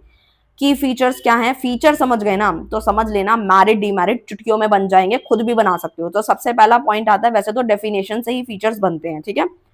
तो सबसे पहली बात है इनोवेशन, ये बात आपको किसी ने पता नहीं बताई या नहीं बताई, बट मैं बता देती हूँ। सबसे पहला काम होता है डेफिनेशन का, अगर आपने डेफिनेशन पे जोर दिया है, समझ ली, तो उससे आप फीचर बना सकते हो। फीचर अच्छे समझ आ गए तो डीमेरिट्स मैरिट्स आप बना सकते हो, ठीक है। ज्यादा याद करने की जरूरत नहीं है। इनोवेशन आपको पता ही है, अभी मैंने बताया कि क्या होता है इसमें, new product service business model जो होते हैं, जिसमें हम अपने इनोवेशन करते हैं, नए नए आइडियाज लगाते हैं, रिस्क लेते हैं, टेक्निकल एक्सपर्टीज लाते हैं अपने। जैसे कि आजकल हम कोई भी काम करते हैं, ठीक है, हमें कुछ सर्च करना होता है तो हम एआई का यूज करते हैं, आर्टिफिशियल इंटेलिजेंस है, डेटा एनालिटिक्स है, सॉफ्टवेयर डेवलपमेंट है। ये सारी चीजें क्या हैं, यानी टेक्निकल एक्सपर्टीज कहाँ से आ रही है, मतलब ये एप्लीकेशन वेबसाइट्स हम यूज कर पा रहे हैं। अडेप्टेबिलिटी में technopreneurs must be able to adapt quickly to changing market condition. जैसे जैसे आजकल कंज्यूमर का बिहेवियर चुटकियों में बदल रहा है, with in a second change हो रहा है, तो मार्केट की कंडीशन भी तो चेंज हो रही है ना। तो उससे क्या हो रहा है, एडवांसमेंट लाना है हमें अपने प्रोडक्ट में, कस्टमर की नीड के हिसाब से चलना है। For example software development, AI हो गया, इंटरनेट ऑफ थिंग्स आईओटी हो गया, ब्लॉकचेन्स हो गए। अब इसको समझ लेते हैं। सॉफ्टवेयर डेवलपमेंट में आपको पता ही है, क्रिएटिंग सॉफ्टवेयर एप्लीकेशन और platform that solve specific problems. माने मतलब कहने का है कि जो सॉफ्टवेयर की डेवलपमेंट हो रही है, यानी कि सॉफ्टवेयर एप्लीकेशन जो रेडी हो रहे हैं, इससे क्या हो रहा है, जो हमारी पर्टिकुलर नीड है, जो प्रॉब्लम है, वो सॉल्व हो जाती है। अब आप देखोगे एन नंबर्स ऑफ एप्लीकेशन बन के रेडी हो रहे हैं, ठीक है। अब एप्लीकेशन जो है वो आप लोगों का सॉफ्टवेयर इंजीनियर रेडी कर देता है, ठीक है। उससे हमें काफी हेल्प मिलती है क्योंकि हम उसकी मदद से काफी चीजें कर पाते हैं। आर्टिफिशियल इंटेलिजेंस आपको पता ही है वो क्या काम कर रही है, हर एक बच्चा बच्चा जानता है कि एआई का काम क्या है, किस तरीके से काम हो रहा है, एनालाइज कर रहे हैं हम डेटा को, प्रोवाइड करता है वो हमें इनसाइट्स वगैरह, बहुत कुछ फायदा देता है। इंटरनेट ऑफ थिंग्स में आता है आईओटी, क्रिएटिंग कनेक्टेड डिवाइस और system that can connect and exchange data. आपको सिस्टम जो है वो कनेक्ट करता है और डेटा को एक्सचेंज करता है। ब्लॉकचेन्स में आता है आपका developing blockchain based application or platform that enable secure, transparent and decentralized transactions। ये सब आता है। बेनिफिट्स क्या हैं, सबसे पहले बेनिफिट तो भाई यही है टेक्नोप्रेन्योरशिप का कि इनोवेशन होती है, हम अपने प्रोडक्ट के प्रति बहुत अवेयर रहते हैं, रिस्क भी ले रहे हैं, बिजनेस मॉडल पे काम कर रहे हैं, जॉब क्रिएशन होता है क्योंकि इससे क्या होते हैं, नई नई जॉब्स जो होती हैं टेक इंडस्ट्रीज में आती हैं। जैसे कि अब आज आप देख लो, मैं आपको एक बेस्ट एग्जांपल देती हूँ। पहले के समय में क्या होता था कि किसी को अगर बेसिक कंप्यूटर चलाना आता था तो उसको जो है 8-10-12 हजार रुपए तक मिल जाते थे। लेकिन आजकल जो डिमांड है वो बेसिक जो आपके कंप्यूटर में एक्सेल है, एमएस वर्ड है, पावर पॉइंट के साथ में एआई की भी नॉलेज होना जरूरी है। अगर आपको एआई आता है तो आप सोच सकते हो कि आपको एआई की अच्छी नॉलेज है तो आप अच्छा खासा अर्न कर सकते हैं।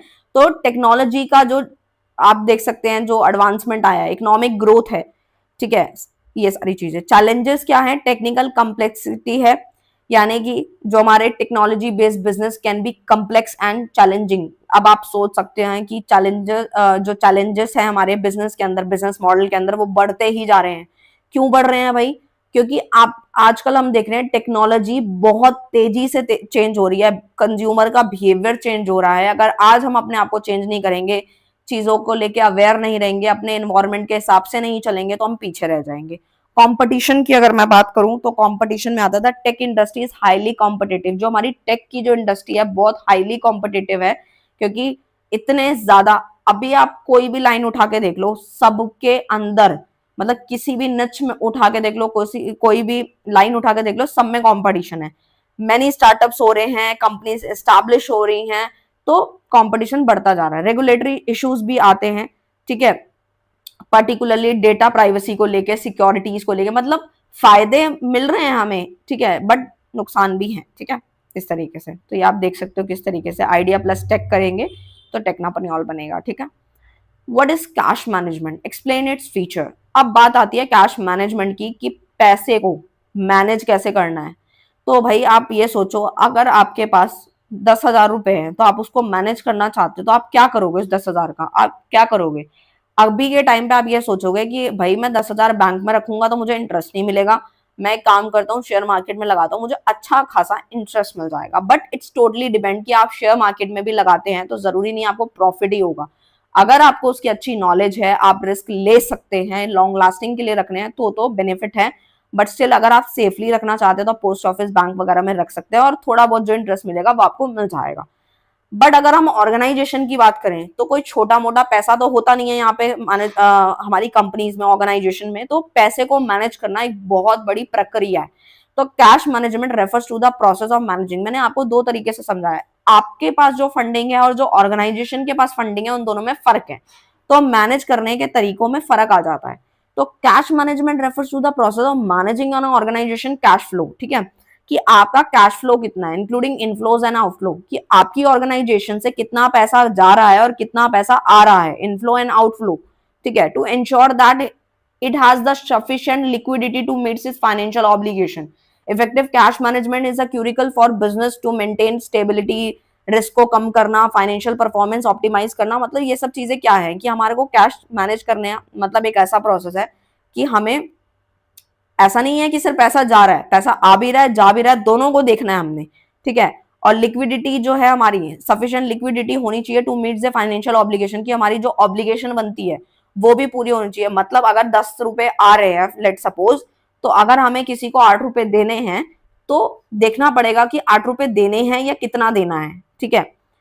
और फिर 8 रुपए देने के बाद 2 रुपए बच रहे हैं तो उसको कैसे मैनेज करना है, वो सारी चीजें हैं। तो कैश मैनेजमेंट के कुछ फीचर्स हैं। सबसे पहला कैश की फोरकास्टिंग करना है, यानी कि आपको पहले से प्रिडिक्ट करना है, कैश इनफ्लो आउटफ्लो पे काम करना है कि कैश फ्लो के बीच में गैप क्यों आ रहा है। मतलब अगर इनफ्लो ज्यादा है, आउटफ्लो कम है, तो भी आपको सोचना पड़ेगा। कैश फ्लो मॉनिटरिंग में आता है कि आपको चीजों, कैश इनफ्लोज एंड आउटफ्लो को ट्रैक करना, एनालाइज करना, टाइमली पेमेंट भी करना और कलेक्शन भी करना। ऐसा नहीं है कि आप पेमेंट पेमेंट कर रहे हो, कलेक्ट नहीं कर रहे, या कलेक्ट कर रहे हो तो पेमेंट नहीं कर रहे, ये भी दिक्कत है।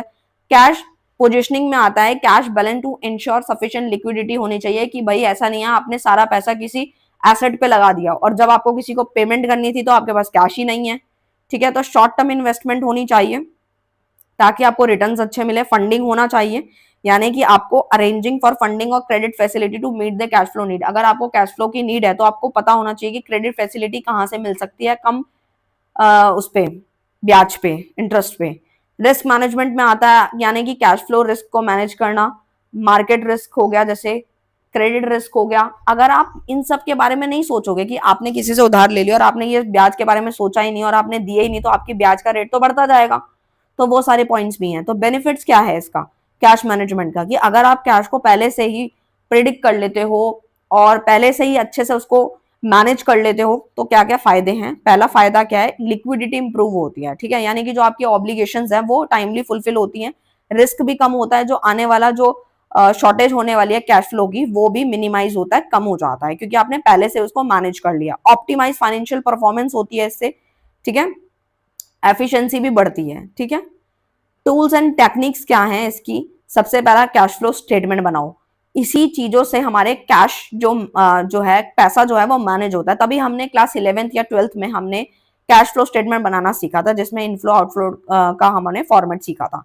हमें कैश फ्लो स्टेटमेंट को क्या करना है, एनालाइज करना है, ट्रेंड एंड पैटर्न को आइडेंटिफाई करना है, पहचानना है। कैश बजटिंग करनी है, यानी फॉरकास्ट करना है कि हम अभी क्या, हमारे बजट, कैश बजट क्या चल रहा है और फ्यूचर में जो है उसको कैसे मैनेज करने वाले हैं। कैश मैनेजमेंट के कुछ सॉफ्टवेयर्स हैं जो कि हमारे software to automate cash management process check करते हैं। ट्रेजरी मैनेजमेंट होता है जिसमें हम क्या करते हैं, अपने ऐसे system to manage cash and liquidity, ठीक है। तो ये फ्लो चार्ट्स बने, पेपर में जरूर बना के आना, काफी अच्छे नंबर मिलेंगे। नेक्स्ट आता है managing finance. What is managing finance, managing finance क्या है, फाइनेंस को कैसे मैनेज करोगे। तो देखो भाई, पैसे को मैनेज कैसे करना है, तो भाई managing finance refers to process. इसके अंदर ना एक पूरा प्रोसेस होता है, यानी planning, organising, directing, controlling, post GC हम बोल सकते हैं, organisation financial resources to achieve goals and objective. ये सब चीजें हम इसलिए करते हैं क्योंकि हमारी ऑर्गेनाइजेशन की जो गोल है वो पूरा हो सके, ठीक है, गोल एंड ऑब्जेक्टिव, उद्देश्य पूरे हो सके। It involve making inform decision about investment, यानी कि हमें इन्वेस्टमेंट कितनी करी है, फंडिंग कितनी की है, रिस्क कितना मैनेज किया, रिटर्न्स कितने मिलेंगे, कम से कम कॉस्ट आए तभी फायदा होगा, ये सारे पॉइंट्स आते हैं। की एक्सपेक्ट क्या है, फाइनेंशियल प्लानिंग करो भाई, टाइमली करो। कौन करेगा, जो मालिक है वो इन सब पे काम करेगा, या जो कंपनी का ओनर है, या फिर जो मैनेजमेंट है। बजटिंग करना, वही पॉइंट्स है सारे, रिस्क मैनेजमेंट करना, ये सारे काफी सारे पॉइंट सिमिलर है, ठीक है। बेनिफिट्स, डिसीजन मेकिंग इससे इंप्रूव होता है, एफिशिएंसी बढ़ती है, रिस्क मैनेजमेंट भी बेटर होता है क्योंकि आप पहले से चीजों को आइडेंटिफाई कर लेते हो तो रिस्क कम हो जाता है। प्रॉफिटेबिलिटी बढ़ती है क्योंकि आपने पहले से ही वो चीजें जो होने वाली थी, अगर मान लो कि हमें लगता है कि पहले से कि अब चोरी हो सकती है इस प्लेस पे या फिर नुकसान हो सकता है उस प्रोडक्ट का, तो हम पहले से ही उसका जो है खाता बना ले, सो दैट आगे दिक्कत ना हो। फाइनेंशियल मैनेजमेंट टूल्स आते हैं, फाइनेंशियल स्टेटमेंट, बजटिंग सॉफ्टवेयर, ये सारे पॉइंट्स वही हैं, आप लिख सकते हो।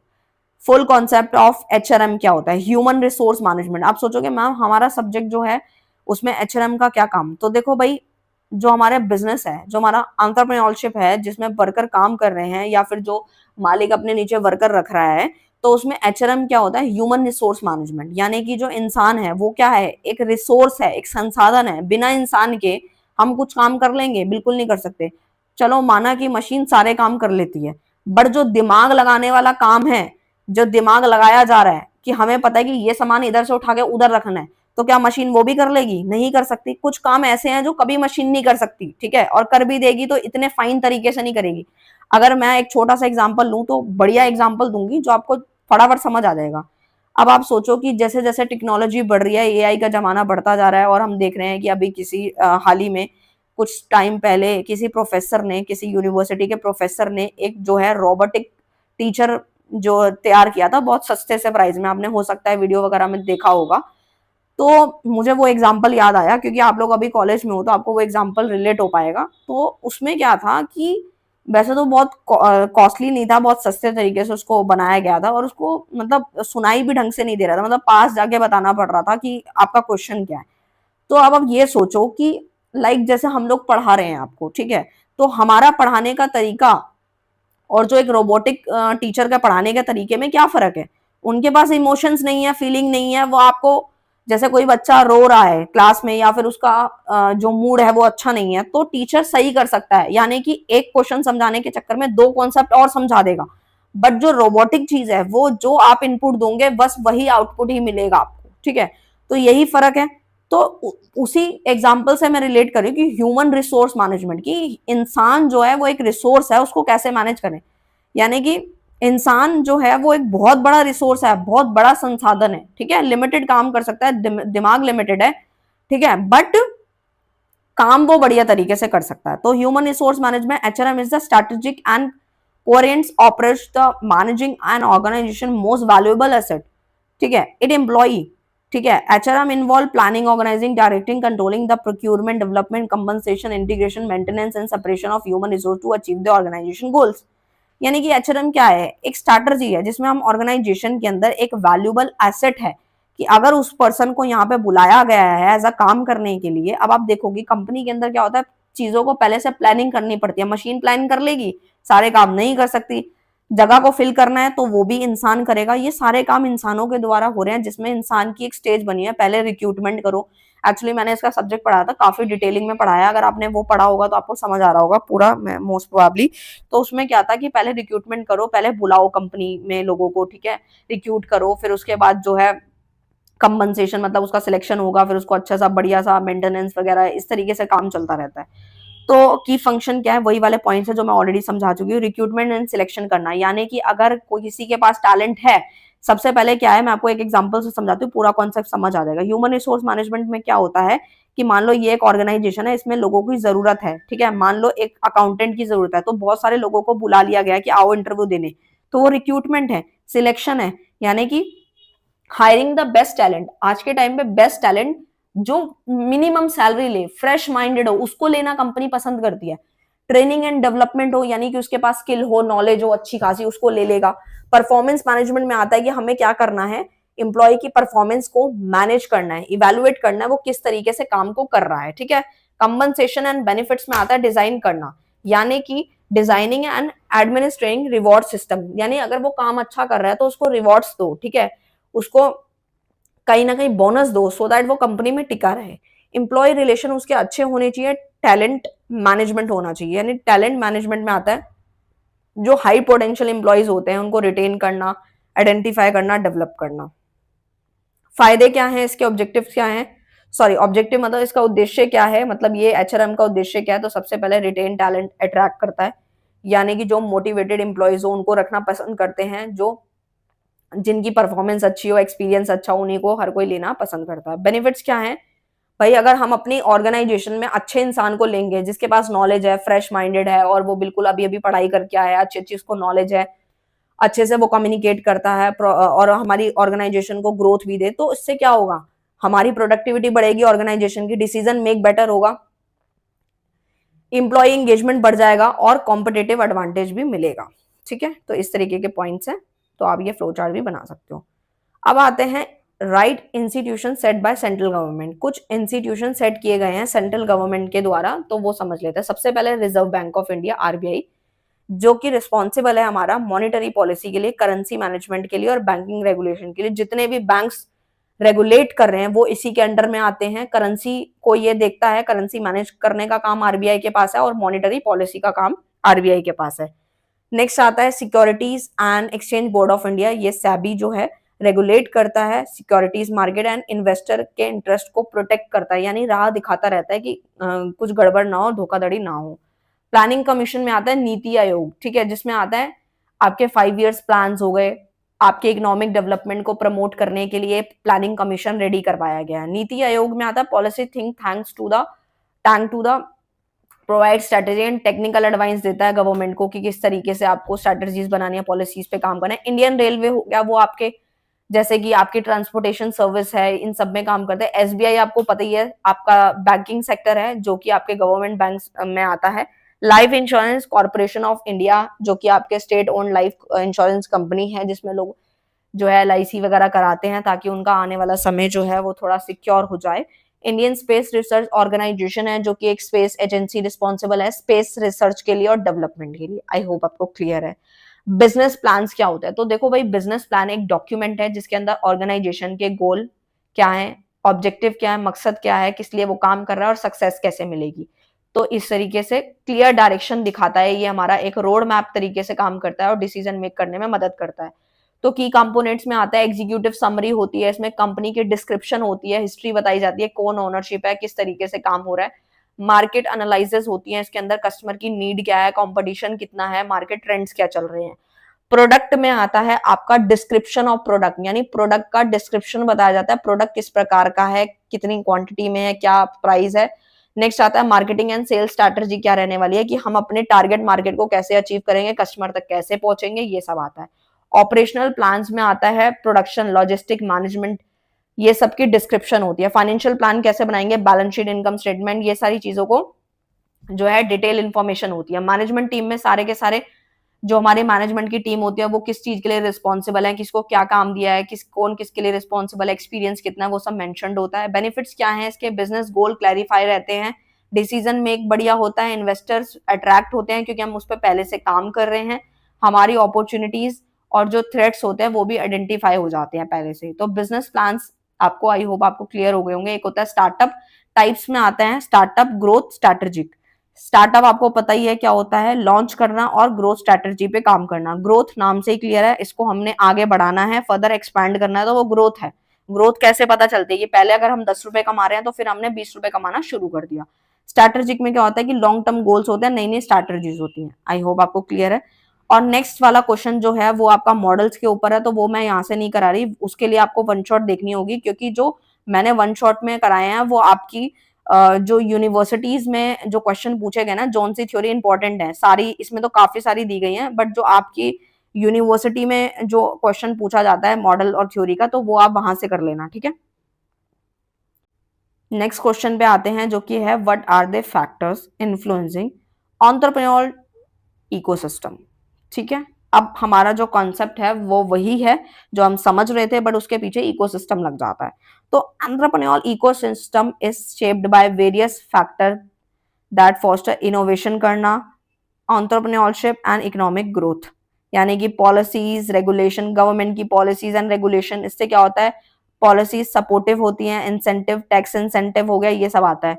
फंडिंग में एक्सेस मिलता है, यानी कि जो हमारी अवेलेबिलिटी होती है वेंचर कैपिटल के लिए वो मिल जाती है।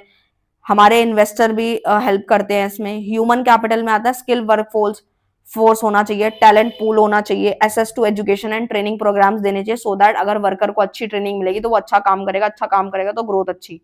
नेटवर्किंग मेंटरशिप में क्या होता है, इन्वेस्टर्स आते हैं, ठीक है, ये सब चीजें आती हैं, इंडस्ट्रीज एक्सपर्ट्स आते हैं। मार्केट डिमांड्स में आता है strong demand for innovative product, किस प्रोडक्ट की डिमांड ज्यादा है। कल्चर एंड सोशल, मतलब सोसाइटी में के जो आप काम कर रहे हो, इनोवेटिव प्रोडक्ट होना चाहिए, रिस्क बेयर कर लेना चाहिए, ये सारे पॉइंट्स आप बना के लिख सकते हैं। नेक्स्ट आता है what are the dimension of entrepreneurship and define the rural entrepreneurship. देखो भाई, एंटरप्रेन्योरशिप तो हम वही सारे पॉइंट्स आप लिख सकते हो, बट हम रूरल वाला समझ लेते हैं, ठीक है। कुछ कुछ टॉपिक ना सेम थे बट वो मिक्स करके लिखे गए हैं, ठीक है, बट जो सेम होंगे वो स्किप कर दूंगी मैं। तो रूरल की बात करते हैं, ठीक है।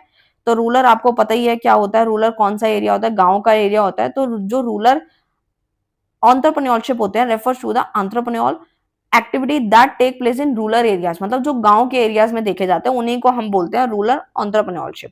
तो इसमें क्या आता है, क्या इन्वॉल्व करते हैं, लोकल रिसोर्स होता है, यानी कि इनके पास जो स्किल होती है बहुत ट्रेडिशनल होती है, बहुत लोकल नॉलेज होती है, बहुत हाई एक्सपर्ट नहीं होती, क्योंकि आप इसको गांव से कनेक्ट कर सकते हो कि गांव के अंदर जो भी छोटे मोटे दुकानदार हैं या सैलून चल रहे हैं तो उनको इतनी नॉलेज नहीं होती, बस वो अपना छोटा मोटा बिजनेस चला रहे हैं।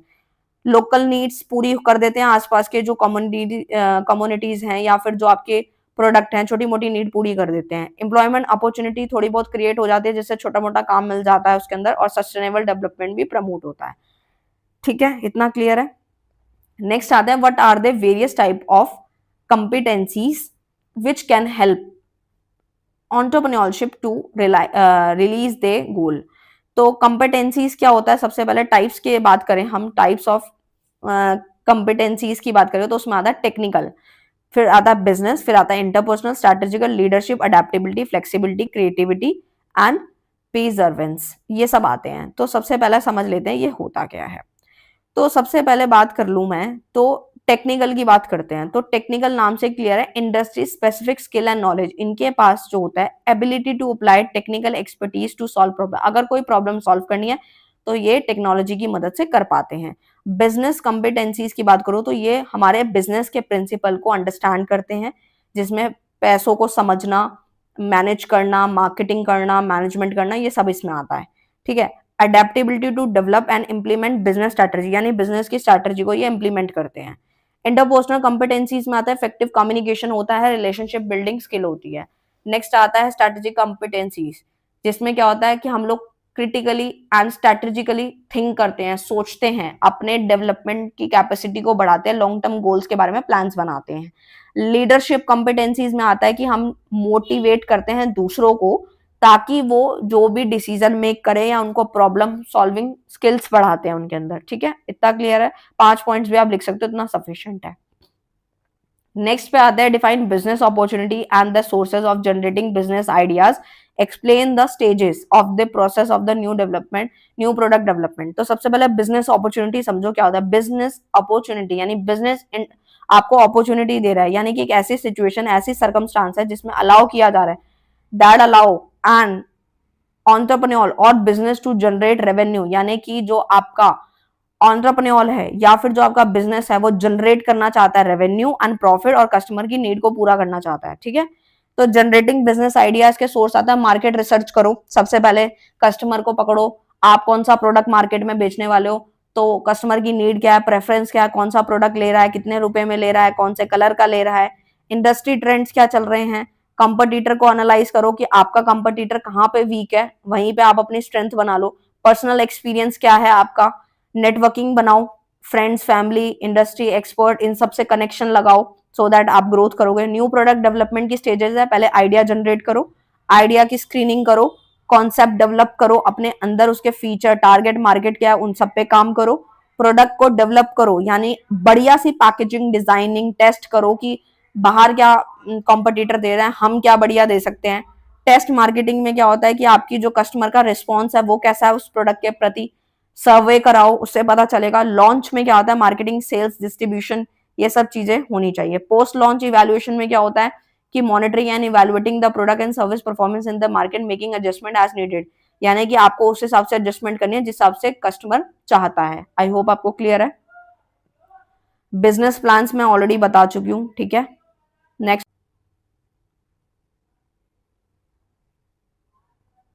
अब हमारा नेक्स्ट क्वेश्चन क्या है, नेक्स्ट क्वेश्चन देख लेते हैं एक बारी।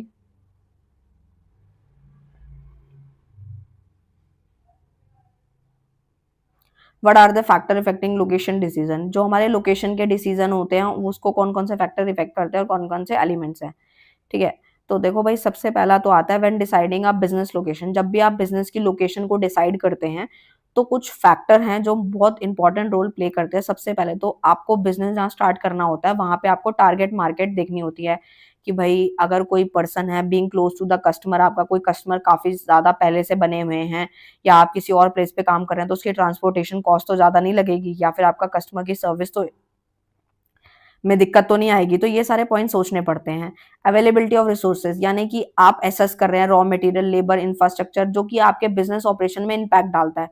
ट्रांसपोर्टेशन एंड लॉजिस्टिक में आता है इजी एसेस ट्रांसपोर्टेशन नेटवर्क होना चाहिए, जैसे रोड, पोर्ट, एयरपोर्ट, ये सब चीजों से आपका जो प्रोडक्ट है वो डिपेंड करता है। ठीक है, कि अगर आप कोई भी प्रोडक्ट में डील कर रहे हैं तो प्रोडक्ट जो है आप जहां से मंगा रहे हो वहां से भी दिक्कत ना हो, जिसको आप बेच रहे हो वो भी दिक्कत ना हो, क्योंकि जो आपके नाम से ही क्लियर है, फैक्टर इफेक्टिंग लोकेशन डिसीजन, कि आपकी जो लोकेशन की जो डिसीजन है वो कैसा है। कॉस्ट ऑफ लैंड लेबर कैसा है, जो cost of acquiring renting land as well as the labour cost can be significantly depending upon the location. मान लो कि आप 50,000 की दुकान बहुत अच्छे एरिया में खोल करके बैठ गए हो, ठीक है, और कस्टमर वहां पे जो है खर्च करके राजी नहीं है या वो प्रोडक्ट नहीं लेना चाहता, तो आपका वेस्टेज है वो। तो आपको पहले मार्केट अपने लोकेशन के हिसाब से बहुत चीजें एनालाइज करनी होती हैं, सो दैट आप बिजनेस चला पाते हो। गवर्नमेंट की पॉलिसी रेगुलेशन भी देखना पड़ता है कि बिजनेस फ्रेंडली पॉलिसीज हैं या नहीं, टैक्स इंसेंटिव वगैरह हैं, वो सब चीजें देखनी पड़ती हैं। इंफ्रास्ट्रक्चर वगैरह के बारे में देखना पड़ता है। बिजनेस प्रोसेस की अगर हम बात करूँ तो इनपुट आप क्या लगा रहे हो, जैसे रॉ मटेरियल, लेबर, इक्विपमेंट, ये सब आप क्रिएट कर रहे हो, उससे आपको आउटपुट सही मिल रहा है नहीं मिल रहा। प्रोसेसिंग जो आप कर रहे हो प्रोडक्ट की, ठीक है, उसका ट्रांसपोर्टेशन कैसा होता है कि आपने इनपुट दिया तो आउटपुट मिल जाएगा। ठीक है, और आउटपुट में आपको पता ही है, वही मैंने बताया कि फाइनल प्रोडक्ट जो कस्टमर को मिलता है वो अच्छा होगा तो फीडबैक अच्छा होगा, नहीं तो फीडबैक अच्छा नहीं है तो आपके कस्टमर खत्म हो जाएंगे। कंटिन्यूअस इंप्रूवमेंट करते रहो। ठीक है, सोर्सेज ऑफ फाइनेंस मैं ऊपर बता चुकी हूँ आपको। ठीक है, नेक्स्ट आता है what are the challenges face by startups and measure to support startup. तो देखो भाई, स्टार्टअप नाम से ही क्लियर है, startup in India encounter various, यानी कि आपके स्टार्टअप्स क्यों हो रहे हैं, यानी कि जब हमने एलपीजी पढ़ा था तो यही समझा था ना कि हमारे को गवर्नमेंट ने बहुत मदद करी। ठीक है, और काफी सारे जो 3 पिलर्स थे वो इसलिए खड़े करे गए थे ताकि अब छोटे छोटे बिजनेस जो हैं वो स्टार्ट हो और ग्रोथ हो। ठीक है, तो एक्सेस टू फंडिंग है। ठीक है, मार्केट कंपटीशन भी हमें देखना पड़ता है, आजकल ज्यादा है, पहले ज्यादा नहीं था। टैलेंट इक्विजिशन, रेंटेशन है। ठीक है, लिमिटेड रिसोर्सेज जो है आपके नहीं होने चाहिए। ठीक है, इंफ्रास्ट्रक्चर टेक्नोलॉजी की बात करूं तो इंटरनेट कनेक्टिविटी आजकल बढ़ रही है। ठीक है, और फिजिकल इंफ्रास्ट्रक्चर इनएडिक्वेट है। Consumer trust and market penetration है, यानी बिल्डिंग कंज्यूमर ट्रस्ट, आपको अपने कंज्यूमर का ट्रस्ट बनाए रखना है। आपको प्रोटेक्ट करना है। IP rights can be complex, time consuming and costly. ठीक है, प्रॉपर्टी प्रोटेक्शन जो होता है, ये सारे पॉइंट्स आते हैं। स्टार्टअप के मेजर्स क्या हैं, तो देखो भाई, इंफ्रास्ट्रक्चर फैसिलिटी होनी चाहिए, फाइनेंशियल असिस्टेंस होने चाहिए, यानी कि funding scheme such as credit guarantee scheme हो गई, स्टैंड अप इंडिया स्कीम हो गई, कुछ पहले से ही चल रही हैं स्टार्टअप के लिए जो मदद मिली थी हमारे को, वही मैंने आपको बताया, वही सारे पॉइंट्स है। ग्लोबल टाई अप हो गया, आज हम कोई भी इनोवेशन मिशन की तरफ आगे बढ़ रहे हैं, या स्टार्टअप इंडिया हो गया। तो ये सारे पॉइंट्स में काफी ऑलरेडी, वैसे तो मैंने जब भी आप लोगों को एचआरएम पढ़ाया था या बाकी फर्दर इंडियन इको पढ़ाई है तो उसमें ये ऑलरेडी मैंने क्लियर कराए हैं आपको, बट आपको बस इतना ही समझना है कि स्टार्टअप के अंदर यही सारे पॉइंट्स बताए गए हैं। ठीक है, तो नेक्स्ट आता है explain needs and importance of financial resources, the sources of finance. तो ये भी वही सारे पॉइंट्स है जो आप ऊपर लिखे थे, आप वो लिख सकते हो, यानी कि वही सारे पॉइंट्स है फाइनेंशियल रिसोर्सेज। तो दोबारा से समझा देती हूँ एक बारी। सबसे पहला आता है financial resources. Financial resources are essential for the business, यानी जो हमारा पैसा है वो एक रिसोर्स है जो कि हमारे बिजनेस में बहुत काम आता है। ठीक है, डे टू डे के खर्चे पैसा पूरा करता है, सैलरी देने के काम आता है, रेंट देने के काम आता है, हमारी ग्रोथ में मदद करता है। अगर हमें कोई प्रोडक्ट इनोवेशन में लाना है तो पैसा खर्च करना पड़ेगा, नए नए प्रोजेक्ट बनाने हैं, हम कस्टमर को अट्रैक्ट करना चाहते हैं तो भी हमें पैसा ज्यादा लगाना पड़ेगा, रिस्क ज्यादा लेना पड़ेगा। फाइनेंशियल रिसोर्स के कुछ फायदे हैं, हाँ, बिजनेस सर्वाइवल अच्छा होता है, ग्रोथ एक्सपेंशन होती है क्योंकि आप नए नए प्रोडक्ट पे बात करते हो, आप अपने रिसोर्स को, पैसे को बहुत अच्छी जगह पे लगा रहे हो, ये सारे पॉइंट्स आते हैं। तो फाइनेंस कहाँ कहाँ से आता है, एक होता है इंटरनल, एक होता है एक्सटर्नल सोर्स से। इंटरनल मतलब रिटेन अर्निंग हो गया, आपने प्रॉफिट री इन्वेस्ट कर दिया बिजनेस के अंदर, आपको पैसा, आपने 10 रुपए प्रॉफिट कमाया तो आपने दोबारा बिजनेस में लगा दिया, उससे 20 हो गया, 20 से फिर 40 हो गया, ऐसे बढ़ता गया। डेप्रिसिएशन में क्या होता है, फंड जनरेट होता है फ्रॉम एसेट डेप्रिसिएशन। ठीक है, एक्सटर्नल में आता है आपने उधारी ले ली, ठीक है, वेंचर कैपिटल है, क्लाउड फंडिंग है, आपने रेज कर दिया fund from large number of peoples के लिए, private investor to provide capital in exchange of equity, ये सारे पॉइंट्स हैं जिनको हमें बाहर से हमें फंडिंग जो है रिसोर्स मिल जाता है पैसों का। अदर सोर्स गवर्नमेंट ग्रांट्स है, सब्सिडीज हैं, लोन एंड क्रेडिट फैसिलिटी मिल जाती है हम बिजनेस चलाने के लिए, ये सारे पॉइंट्स हैं। ठीक है, कौन कौन से फैक्टर इसको इफेक्ट करते हैं, सी कॉस्ट ऑफ कैपिटल, अगर आपने बोरो किया है तो इसका ब्याज कितना है वो भी देखना पड़ता है, रिस्क कितना है, फ्लेक्सिबिलिटी कितनी है। तो आप इस तरीके से जो है डायग्राम ये बना के आ सकते हो काफी।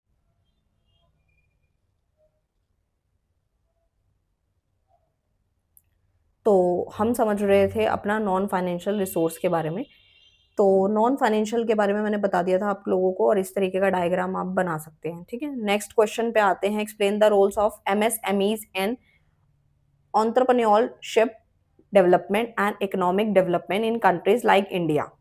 तो एमएसएमईज के बारे में बात करूं तो आपको पता ही है, माइक्रो स्मॉल मीडियम इंटरप्राइजेस जो है बहुत ही ज्यादा इंपॉर्टेंट रोल प्ले करती है हमारे कंट्री के अंदर ग्रोथ के लिए और इकोनॉमिक ग्रोथ एंड डेवलपमेंट में, ठीक है। तो सबसे पहला आता है प्रमोटिंग इनोवेशन। इसमें भी वही सारे पॉइंट्स हैं, डेवलपिंग स्किल्स है, 4-5 पॉइंट तो आप ऐसे रट्टा मार लो, बिल्कुल सेम है, ठीक है। इकोनॉमिक डेवलपमेंट है जिससे हमारा एम्प्लॉयमेंट भी जनरेट होता है, जैसे कि एमएसएमईज को जो है हमारी जब हमने पिलर्स पढ़े थे तो उसमें काफी बताया गया था कि इससे क्या हुआ था, जो हमारी एम्प्लॉयमेंट है उसको अपॉर्चुनिटी मिलती है, ठीक है। एम्प्लॉयमेंट जनरेट हुआ है, जीडीपी में कंट्रीब्यूशन बढ़ गया, religion development.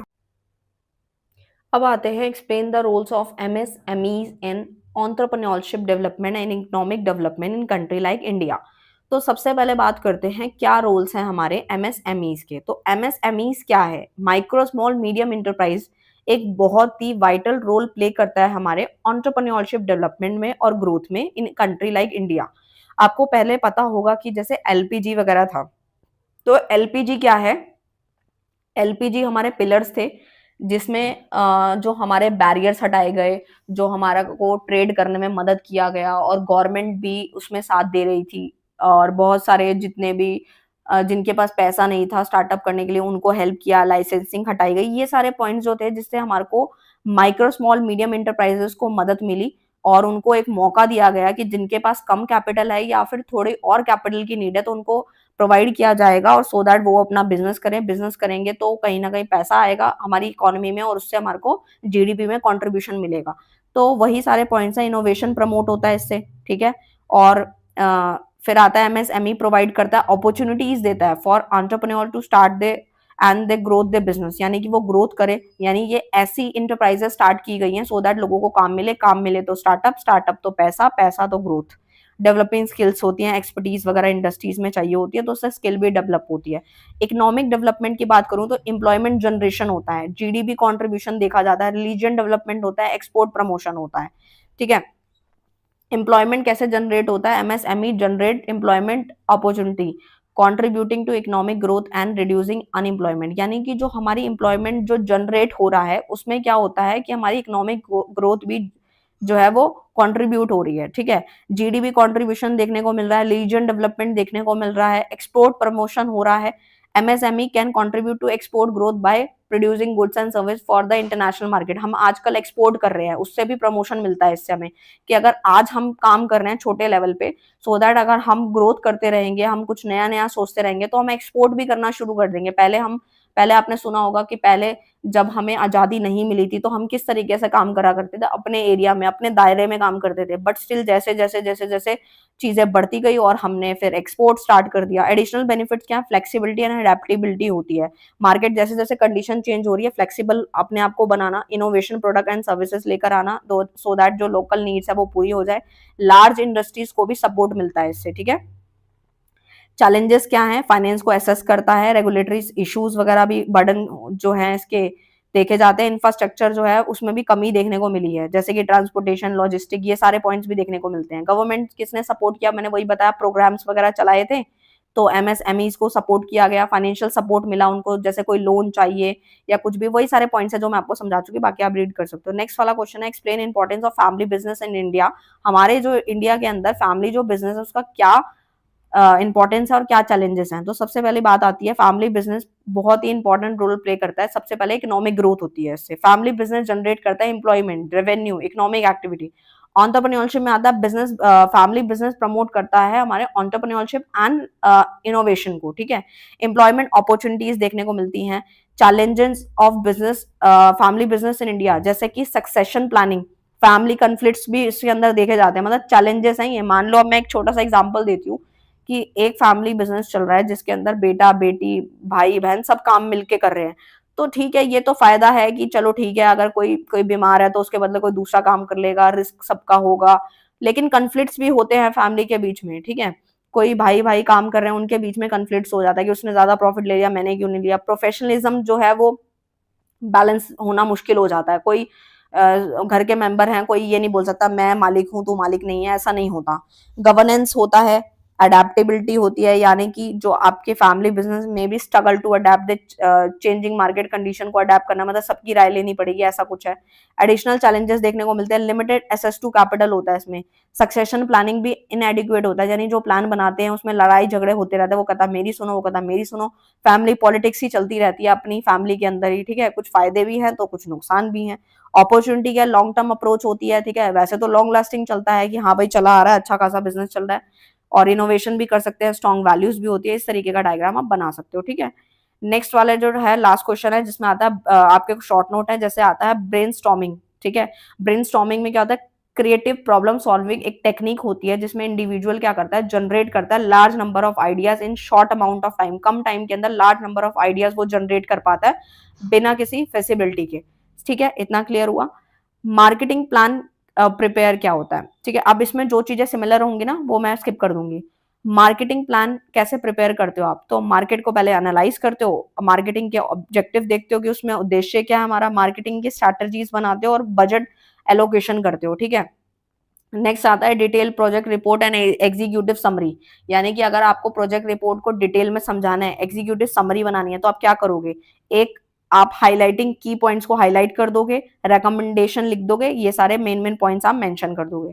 Working capital cycle क्या होती है, नाम से क्लियर है, वर्किंग जो आप काम कर रहे हो वो वाली जो कैपिटल है उसकी साइकिल कैसे चलती है, तो उसको हम एक और नाम से भी जानते हैं, कैश कन्वर्जन साइकिल भी इसको हम बोलते हैं। और जो कंपनी होती है वो कन्वर्ट करती है investment in inventory and account receivable into cash, ठीक है। जैसे कि आप इसको इस प्रकार से समझो कि जैसे कि मैं एग्जांपल देती हूँ आपको, company to convert its investment in inventory, यानी कंपनी ने क्या किया, कन्वर्ट किया, कन्वर्ट इन्वेस्टमेंट, अपनी इन्वेस्टमेंट को इन्वेंट्री, इन्वेस्ट इन इन्वेंट्री, अपनी इन्वेस्टमेंट को इन्वेंट्री में लगाया, ठीक है, और अकाउंट रिसीवेबल इनटू कैश, ठीक है, इस तरीके से। स्वॉट एनालिसिस क्या होता है, इसमें क्या होता है, एक स्ट्रेटेजिक प्लानिंग टूल है एक तरीके का, जो कंपनी को इवेलुएट करता है, जैसे कंपनी की स्ट्रेंथ जानता है, कमी क्या है, क्या क्या अपॉर्चुनिटीज हैं, कहाँ कहाँ पे थ्रेट्स हो सकते हैं, ये सबको पकड़ने का टूल है ये। MSMED एक्ट 2006 वही माइक्रो स्मॉल वाला है जो मैं ऊपर समझा चुकी हूँ। सिडबी क्या है, small industry development bank of India है, ये एक फाइनेंशियल इंस्टीट्यूशन है जो कि फंडिंग प्रोवाइड करता है, फाइनेंशियल सपोर्ट देता है, लोन प्रोवाइड करता है, गारंटीज पे लोन मिलता है, फाइनेंशियल प्रोडक्ट पे काम करता है, एंटरप्रेन्योरशिप को प्रमोट करता है ताकि आप काम करो, उनको सपोर्ट करता है, पैसा लो चाहिए तो, जॉब भी क्रिएट होती है, इससे लोगों को काम भी मिलता है और ग्रोथ भी होती है, ठीक है। तो ये था पूरा का पूरा आप लोगों का वन शॉट।